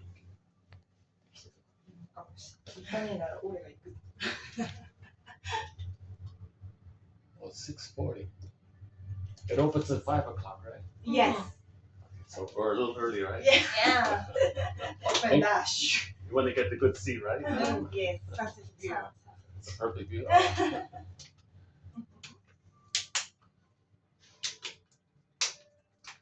いけるかもしれないですね。59分ですよ。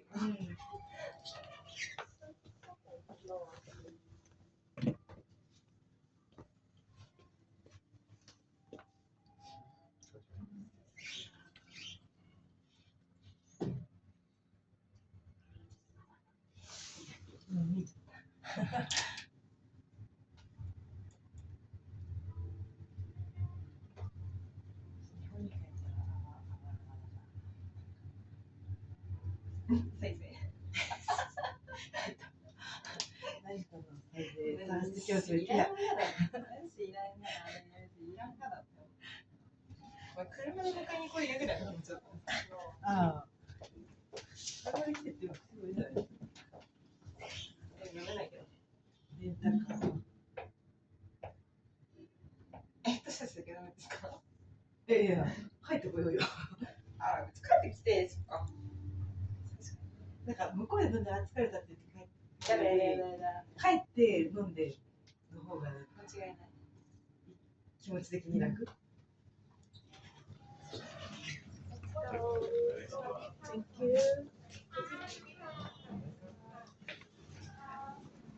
you.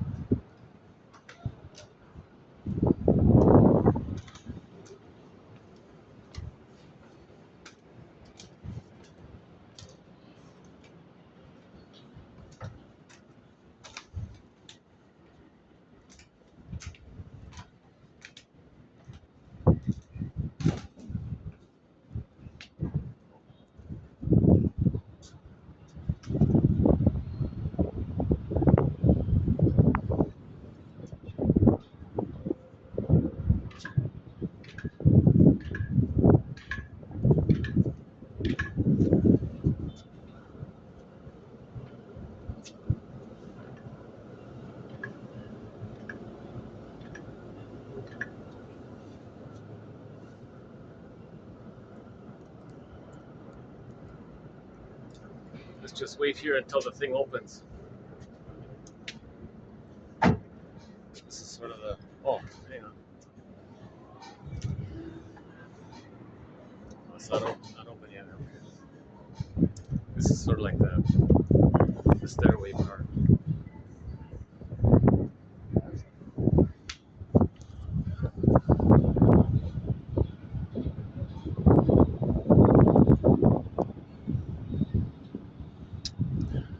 That's westbound. I'm pointing south, right? So that's sort of northbound through there. So there's the North Pole that way, and that's going to be the South Pole.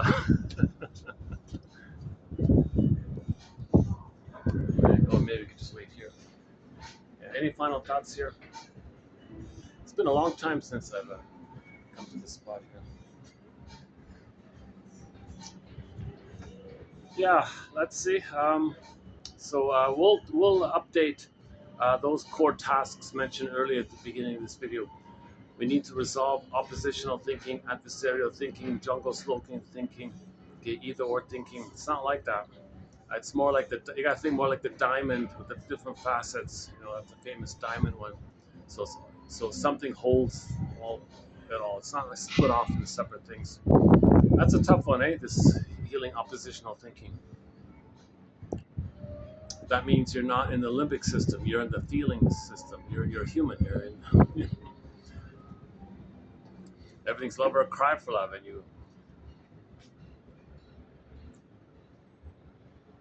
Okay, and then the seeds one's important.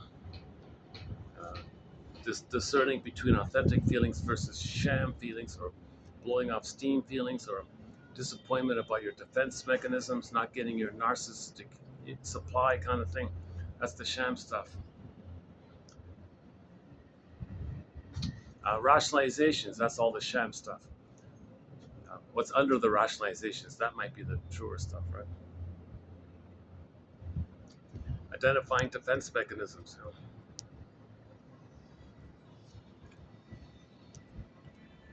know. Projection is the most familiar one for people. Something you don't know about yourself. You find yourself saying others have it. Well, that's a mirror. That's a mirror to know that it's within. Projection is the means of bringing repressed material to your consciousness. That's the way it makes you conscious. You say it's out. You look like that, and you own it. Like prejudice is confession, kind of thing. Like the song we played earlier by Delirium, Self-Saboteur. You are what you hate. Well, I hate that. Well, that's you usually, most of the time. Okay, projective identification is sort of this added element where you want to coax people into roles to repeat the past.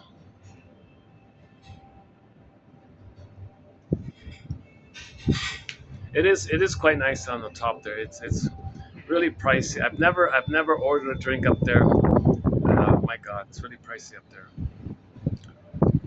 From what I can tell, this is the only real. Yeah, for this district, for this part of town, this is the only real that I know of rooftop kind of function. Yeah, like there's no other of all these other buildings you see. I don't think there's any in this whole district or part of town. I don't think there are any other rooftop type of things. Let's see.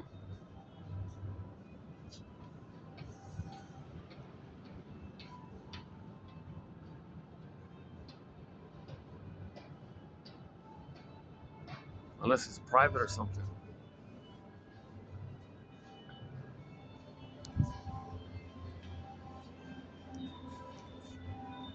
Maybe on my birthday I'll buy a drink up there and do a birthday video up there. My goodness.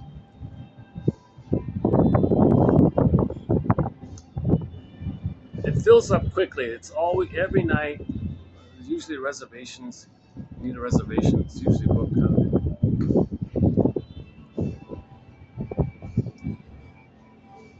The last time I took a peek, the guy didn't like it for some reason, so I'm a little hesitant to.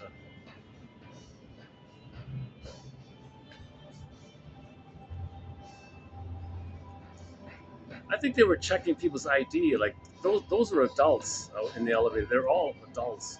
I got to see your ID or something. I think that's what they were doing.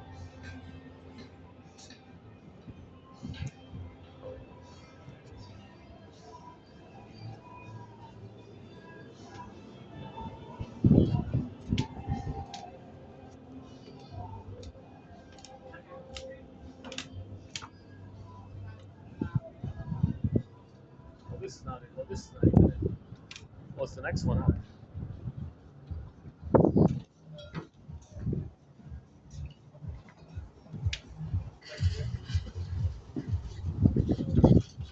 Look, see, look at the table. It's all reserved. Eh? Everything's reserved.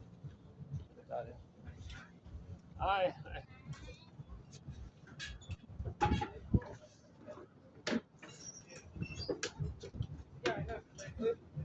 Is it all filled up there? Yeah, yeah. It's all reserved. No, no. It's empty. Let's take a look. Yeah.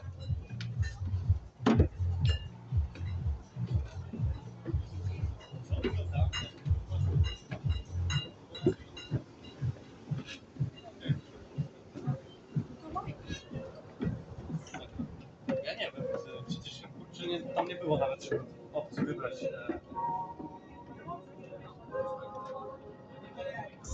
Reserved, reserved. Oh, it's all reserved, eh?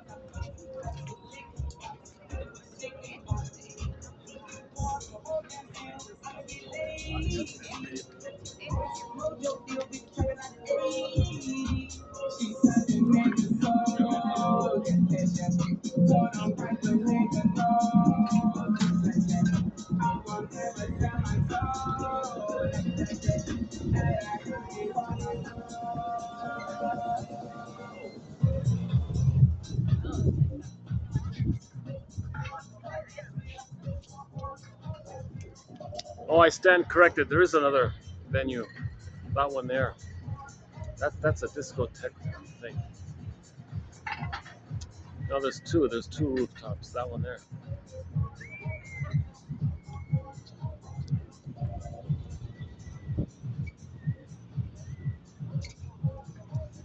It's all reserved. Every table is reserved, eh?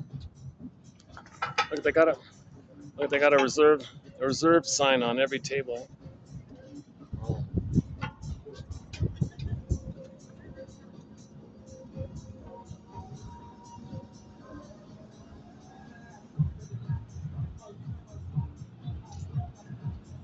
Yeah, that's southbound. Southbound.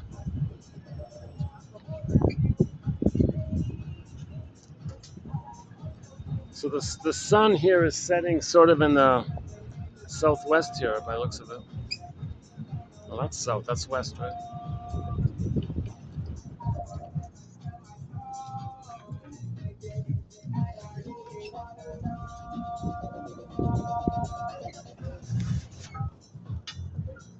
Let me take a peek at this. Let me take a peek at this menu again. Oh my God, yeah. Oh Jesus Christ.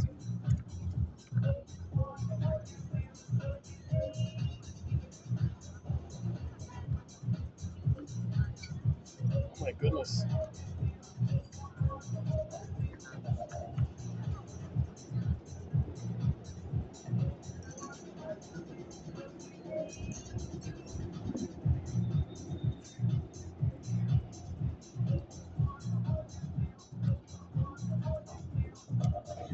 Oh my goodness.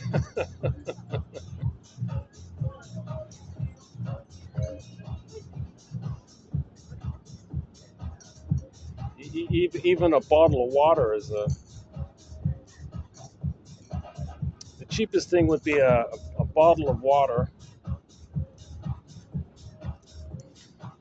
Basically, what's that? Almost $10 for one little thing of one little thing of plastic water. They might have a minimum here. I don't know. Let's see if there's a minimum. Until 2, 5 to 2.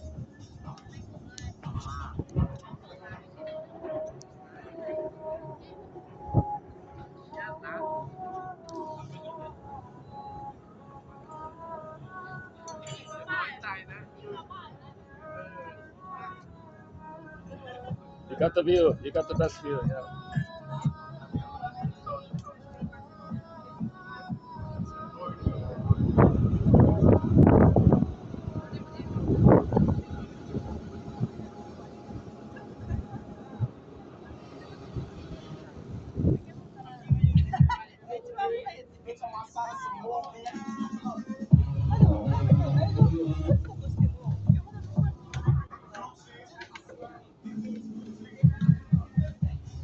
They got four floors of this. Can you believe it?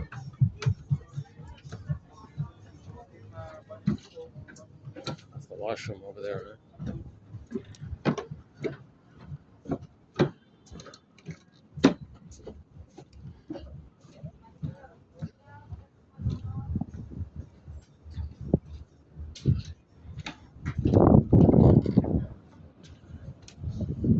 All right.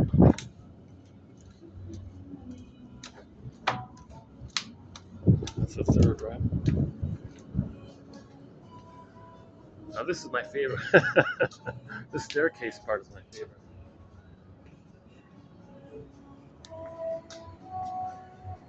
Okay, so again with the role play. So you see two chairs. You sit in one, and you role play. You say my name is, and you say your father's name, and you pretend to be your father, but a healthy version of your father.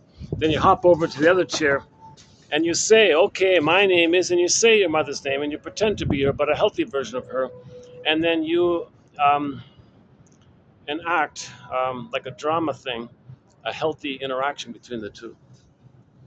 So it's you can do it all on your own. So it's sort of something you can do on your own kind of thing. She said she wrote another book giving more details about it, but it's unavailable. It was a limited print, I think.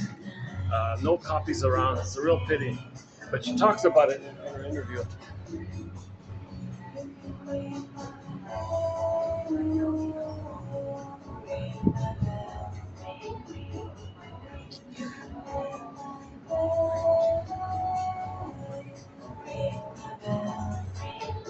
Okay, let's wrap it up here.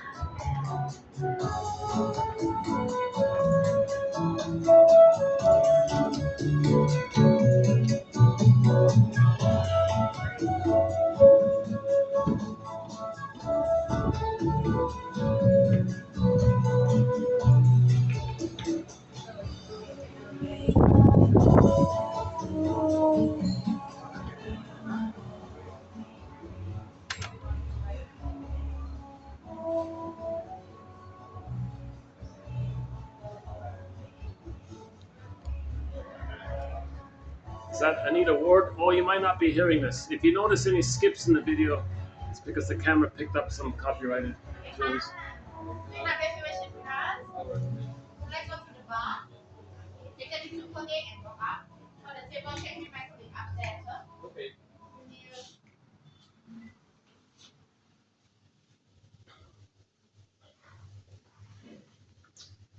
Oh, what happened here? Oh, it's automatic. Oh, I see. This phone has an automatic function if it's too dark. Something changes.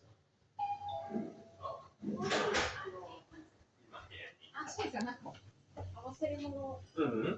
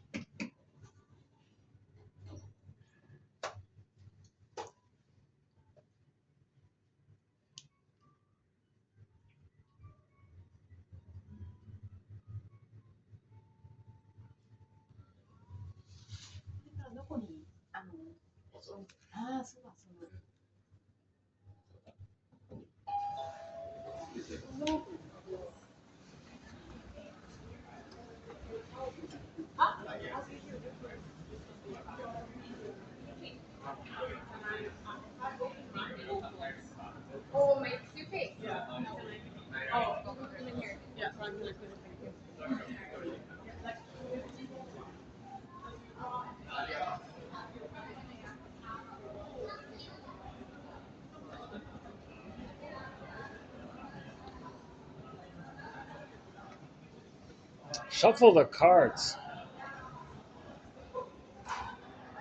So that might be a subliminal promoting gambling, right, with the cards? Or no, maybe not. Coincidence.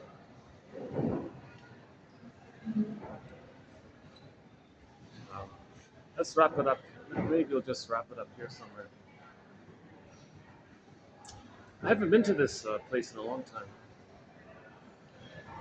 Who cares, right? Somebody's watching this. Who cares? There's. Look at this tiny lobby, eh? A massive hotel, and that's their main lobby. That little lounge lobby there. That's it. It's kind of ridiculous, eh? For such a major place. The wine bar on the second floor is bigger than the whole lobby. Can you believe it? This is another ridiculous venue here. Pricey venue. Nobody's in it. It's all dark.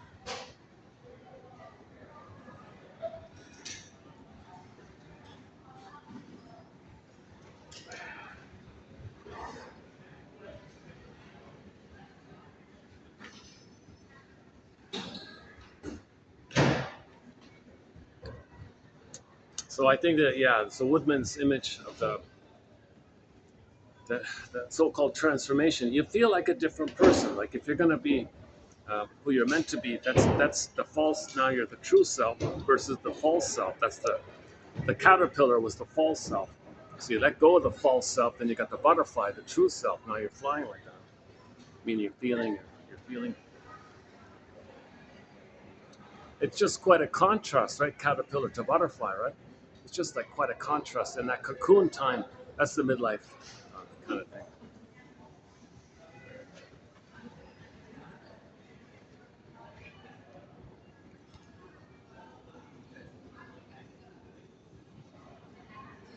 Um,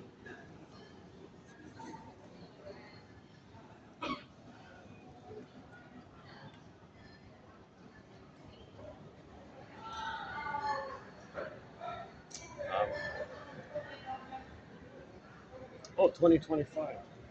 Oh my God, yeah, 2025, yeah. 2025. This year went quickly, eh? 2024? My goodness. 2025. Sounds okay. Sounds good.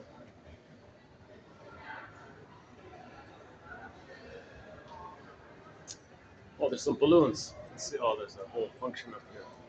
Okay, that's not too bad, man. Let's just close it up here then.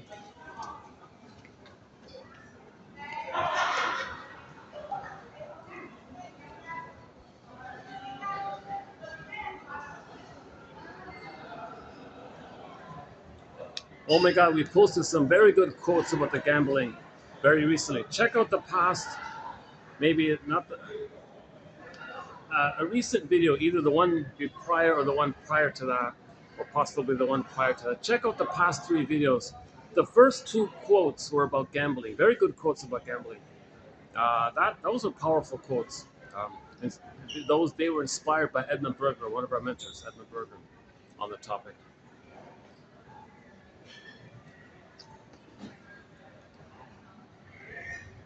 So you recreate the disappointment. You had a hope, disappointed, hope, disappointed.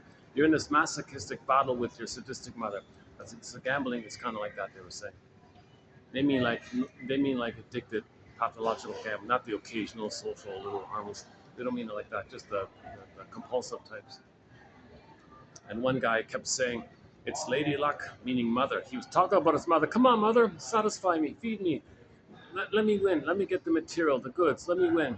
Come on, mother. Lady Luck, Lady Luck. He did his magical little gestures like that, infantile fantasies that he's still a little god. Come on, mother. He wants to control the mother. Disappointed. Oh, but it's familiar. It's familiar. It's familiar. The first part of the word familiar, okay, comes from familial, family. The second part of the word familiar is liar. A lot of lies back then. Yeah, I guess this is the best spot right here. Okay, let's just stay here. This seems to be the best spot. Okay, let's just hang out here.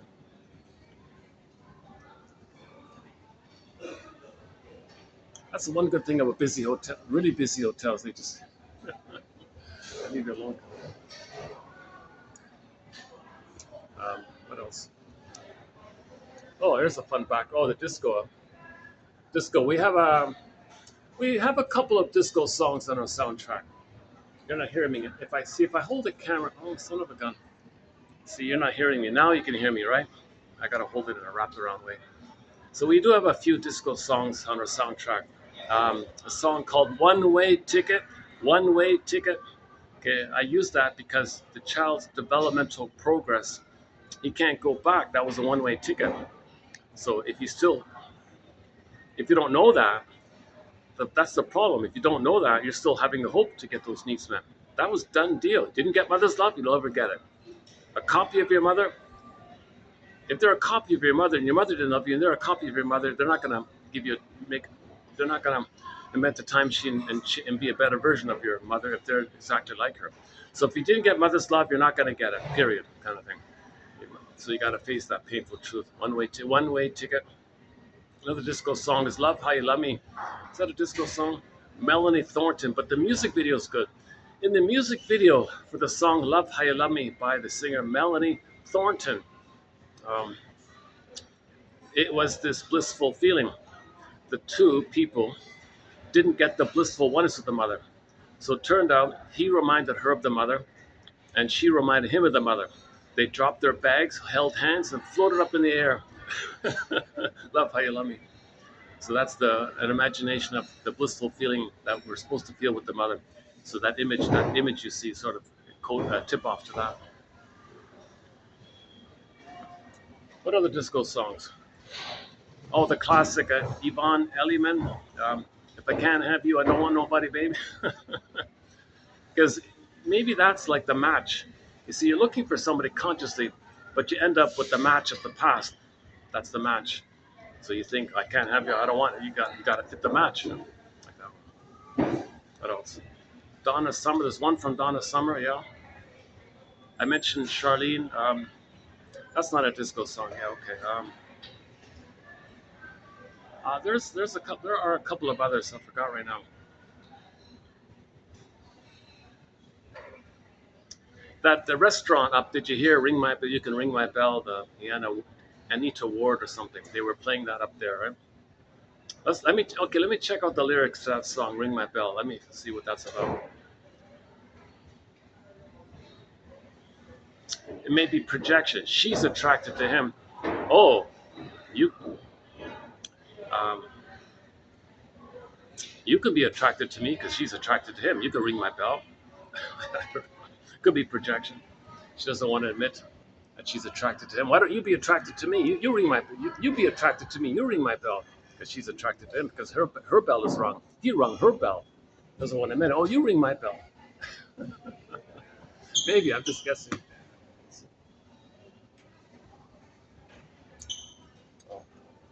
Oh, here come the guards. I'm gonna help you, sir. Okay, let's wrap it up here.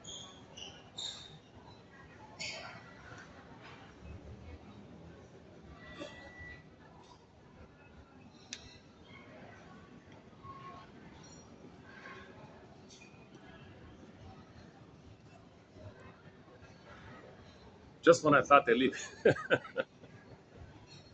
Let me take another peek at that new little that little spot downstairs.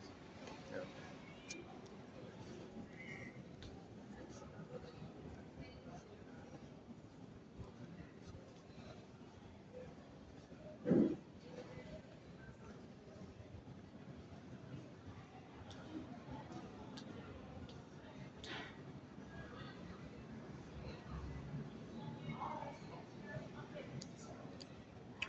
Oh, that's an interesting one. They're putting mushrooms at the Christmas tree. See, maybe I don't know. It's probably just a coincidence, but some people think the Santa Claus image, the red and the white like that, it's really an extension of the mushroom thing. And here they are promoting the mushrooms. I don't know. I don't know. I don't think so. I don't think so. But some people say they're trying to legalize these mushrooms. So here they're promoting, here they're linking Christmas to the mushrooms. And there's a theory out there that some people are trying to legalize the mushrooms. Yeah, do you see it? There it is there. I'm totally against that kind of thing. That's a regression. That's pathological nostalgia. That's a defense against. So that's pathological nostalgia. Take you back to the uterus. Take you back to the blissful time of the uterus. So these substances take you back. That's pathological nostalgia because you don't want to face the pain of growing up, face the pain of healing, face the pain of giving up your false hopes, face the pain of mourning, face the pain of the torch. Today's word. What is it again? Torch. Today's word. So there's a new word, torch. What is again the German word? Hold on. Torch. Loose panic. So if you don't want to feel loose panic, you might. If you don't want to feel the pain of loose panic, how about here now? That's still. See, never works in this little spot here. Let's just do this. Torschlusspanik. Panic. So you might regress back like that, right? How about like this? Can I close up here?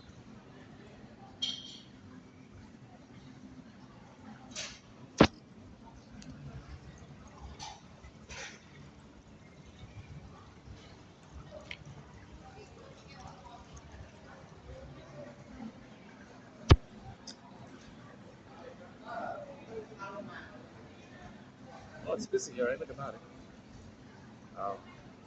Interesting color. I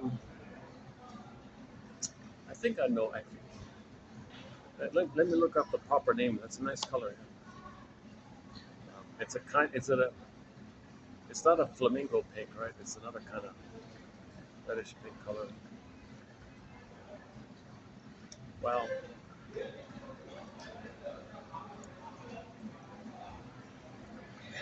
Any final thoughts here? Any closing final thoughts here? So yeah, we are learning a lot of German in this collection. So there's the latest word, German word.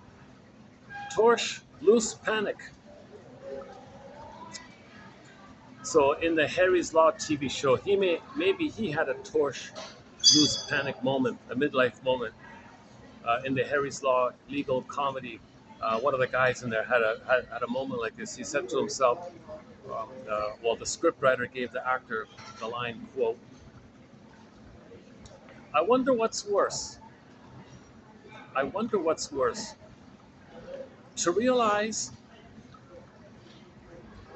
you're no longer what you are, or that you still are what you've always been.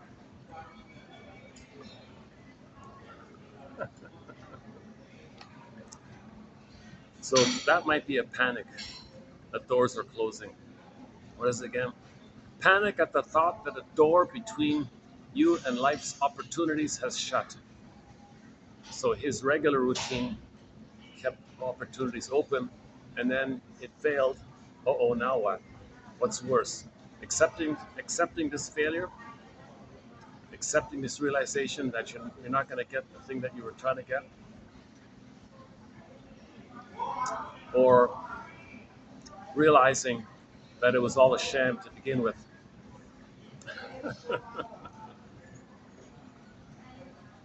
Chrysalis, Puella, Donna Juana. Yeah, good quotes here. I like this one here. Man can transcend his dysfunctional society if he transcends the dysfunction in himself. The aim of therapy is to return our souls to our bodies. That's as clear as probably the clearest most concise summary statement of the whole thing. The goal of therapy is to return our meaning, the beingness, that home within feeling. You want to get Snow White back. You want to get Rapunzel back. You want to get the golden ball back. You want joy to come back to the console. But to get joy back at the console, first sadness has got to come back to the console. One of the joy for which you pray is 100 tears away. Did we play that today, Vonda Shepherd? No, we didn't play it today. Yeah, we played it last time. To return ourselves to ourselves. Look at that, eh? So know thyself.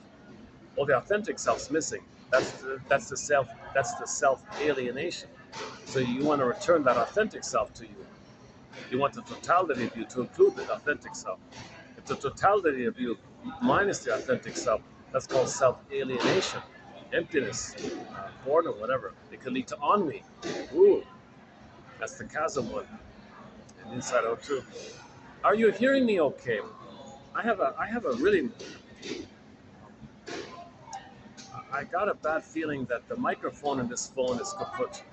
Not a legit one. Let's see. I'll play this back tonight and see how it sounds. Otherwise, I may have to buy another clunker and see how that works.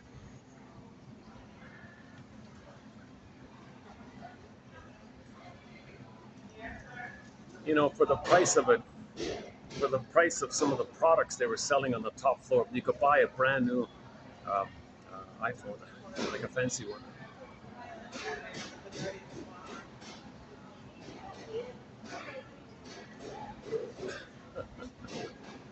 I've been very, very cosmopolitan here. In a very, actually, Germany. I was in Germany 2.5 years ago. It was extremely cosmopolitan. This hotel has a real I just saw some people from like Ghana or Uganda passing by, and then a lot of Europeans here, a lot of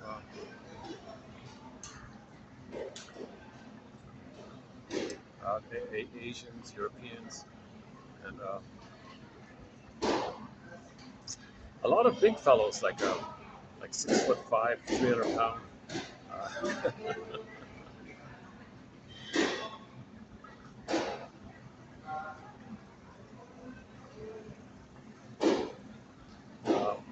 Janoff, Arthur Janoff has a theory about hypertension, like body armor, like hypermuscular tension. So we'll do that another time. A very good batch of quotes are the ones done by Arthur Janoff. Go to 2745 to 70. 2745 to 70. There's a 26 video special run on the work of the famous psychologist Arthur Janoff. Excellent quote. It's a good sort of self-contained kind of course almost. He's a very clear writer. 2822 is a very good TQ quote. Um, it's from a book called Fight Against Fears by a journalist reporting about her experience with the shrink. That's a very good one. 2822. There's a comic called Psychoanalysis, Dark Horse Publishing.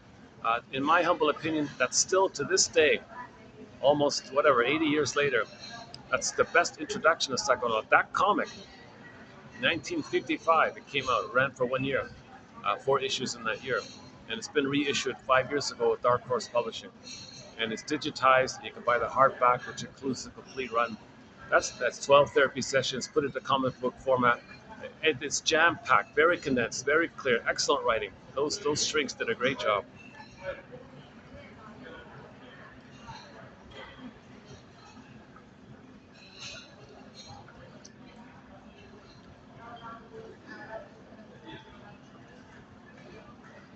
Is that possible to go up there and just buy a little thing of water? Do they allow that? I didn't see any like minimum charge, right?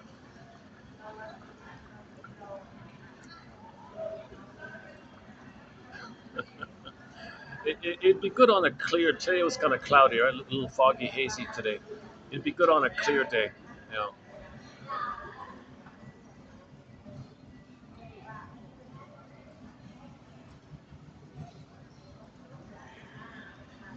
Nice birds. Some of the companion birds to our collection are the blue jay, the heron, um, the crow for sure, the pigeon, the loon, and a few others. The moonbird. I forgot about the moonbird. The scrappy little moonbird.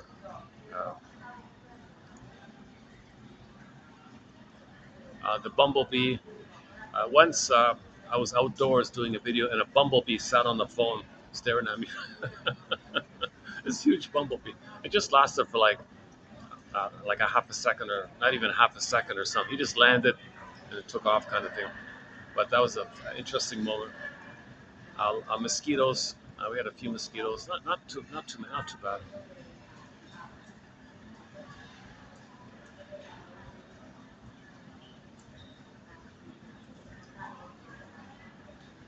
Um, One of the main companion beverages to 1001 Windmills of the Mind is guava juice. I mean, the good one, the fresh pressed one, if you can find it. Very hard to find now. Guava juice, you know. I can't find the tea entitled Egyptian Licorice Mint Tea by the Yogi Tea Company out of Oregon. The company's still around, but that particular flavor is, I can't find it anymore. That's a really good, that's been a real lifesaver. And Paul Luner's non-alcoholic zero point zero beer. That's a great one.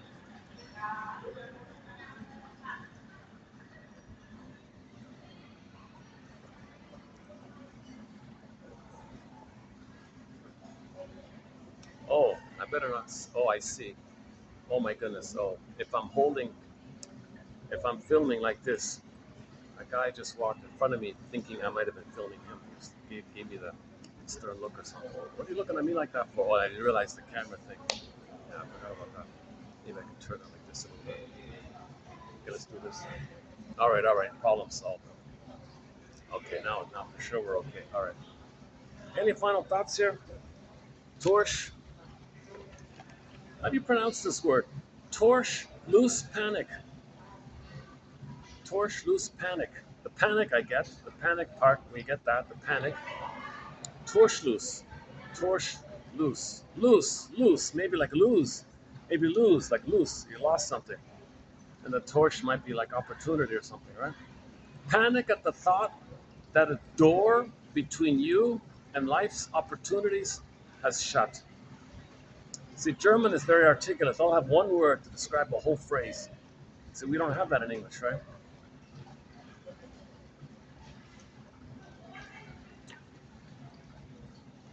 English is kind of poor, to tell you the truth. If you don't consider about how we only have one word basically for love. That's a very important topic. One word? That's pretty poor like that. Other languages have dozens of words for the nuances of love, right? Transference, love, affection, tender. Love. There's probably a word where the love is embodied love. There's probably a word like that, not the split one.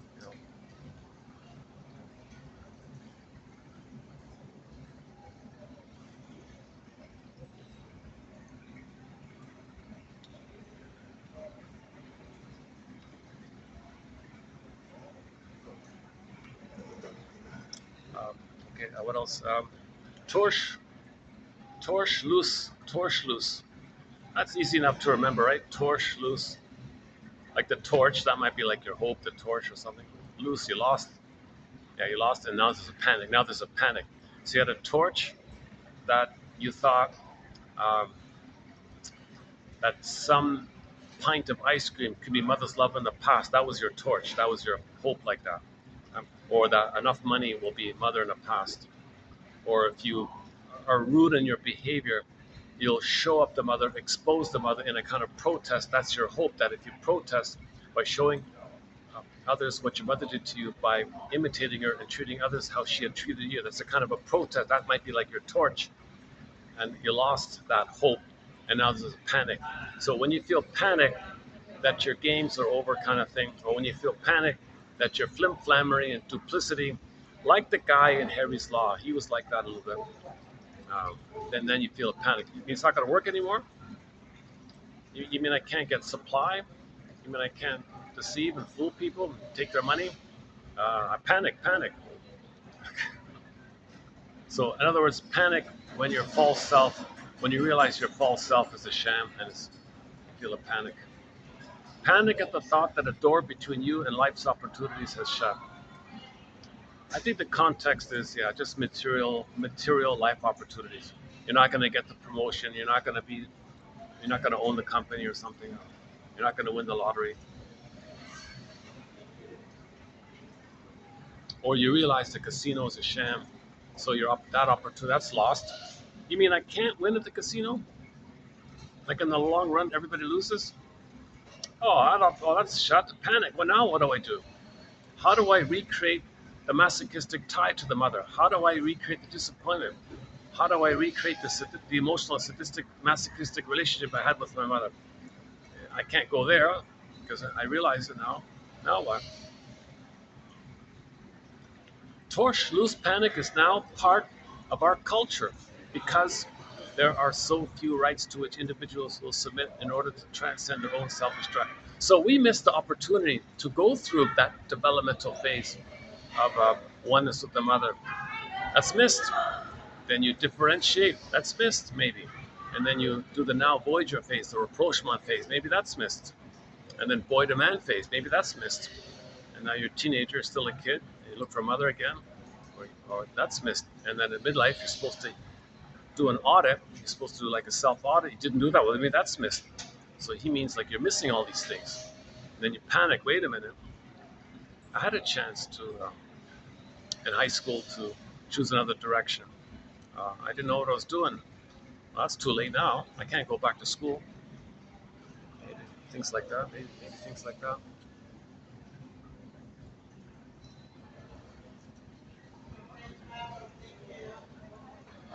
Okay, I see. The disappointment she's talking about is we didn't, our culture doesn't support human development, right?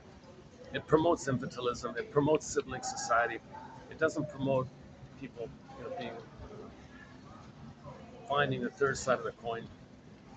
Why? Because we're in pillage mode. We're plundering and pillaging. We're in this blind panic to plunder the planet for a quick buck. Because mother robbed our home, short sold our soul for a quick moment of relief.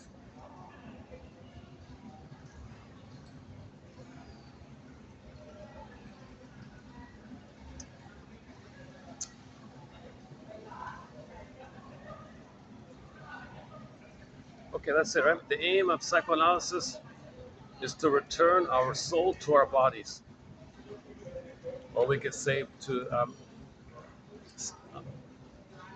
do what we can to allow the firebird to appear, and we hop on the firebird. The pin pops out. Now we feel again. Now we got our soul into the body. Woodman says you want your body to be ensouled or something, like soul in the body. The body's the matter, right? You want it to be ensouled like that. Soul in your body.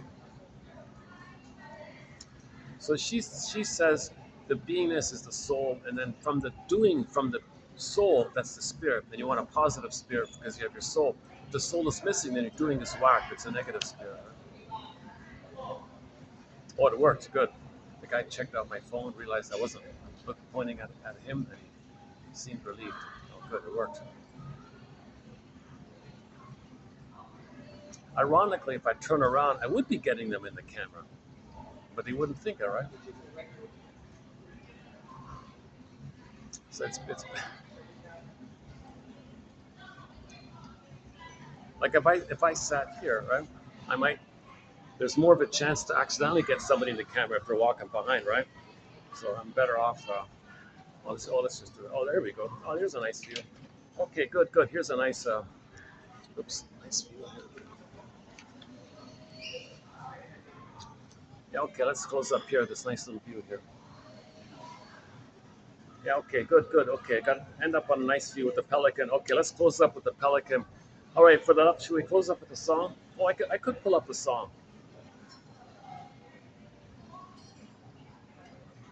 Okay, maybe next time. maybe next time.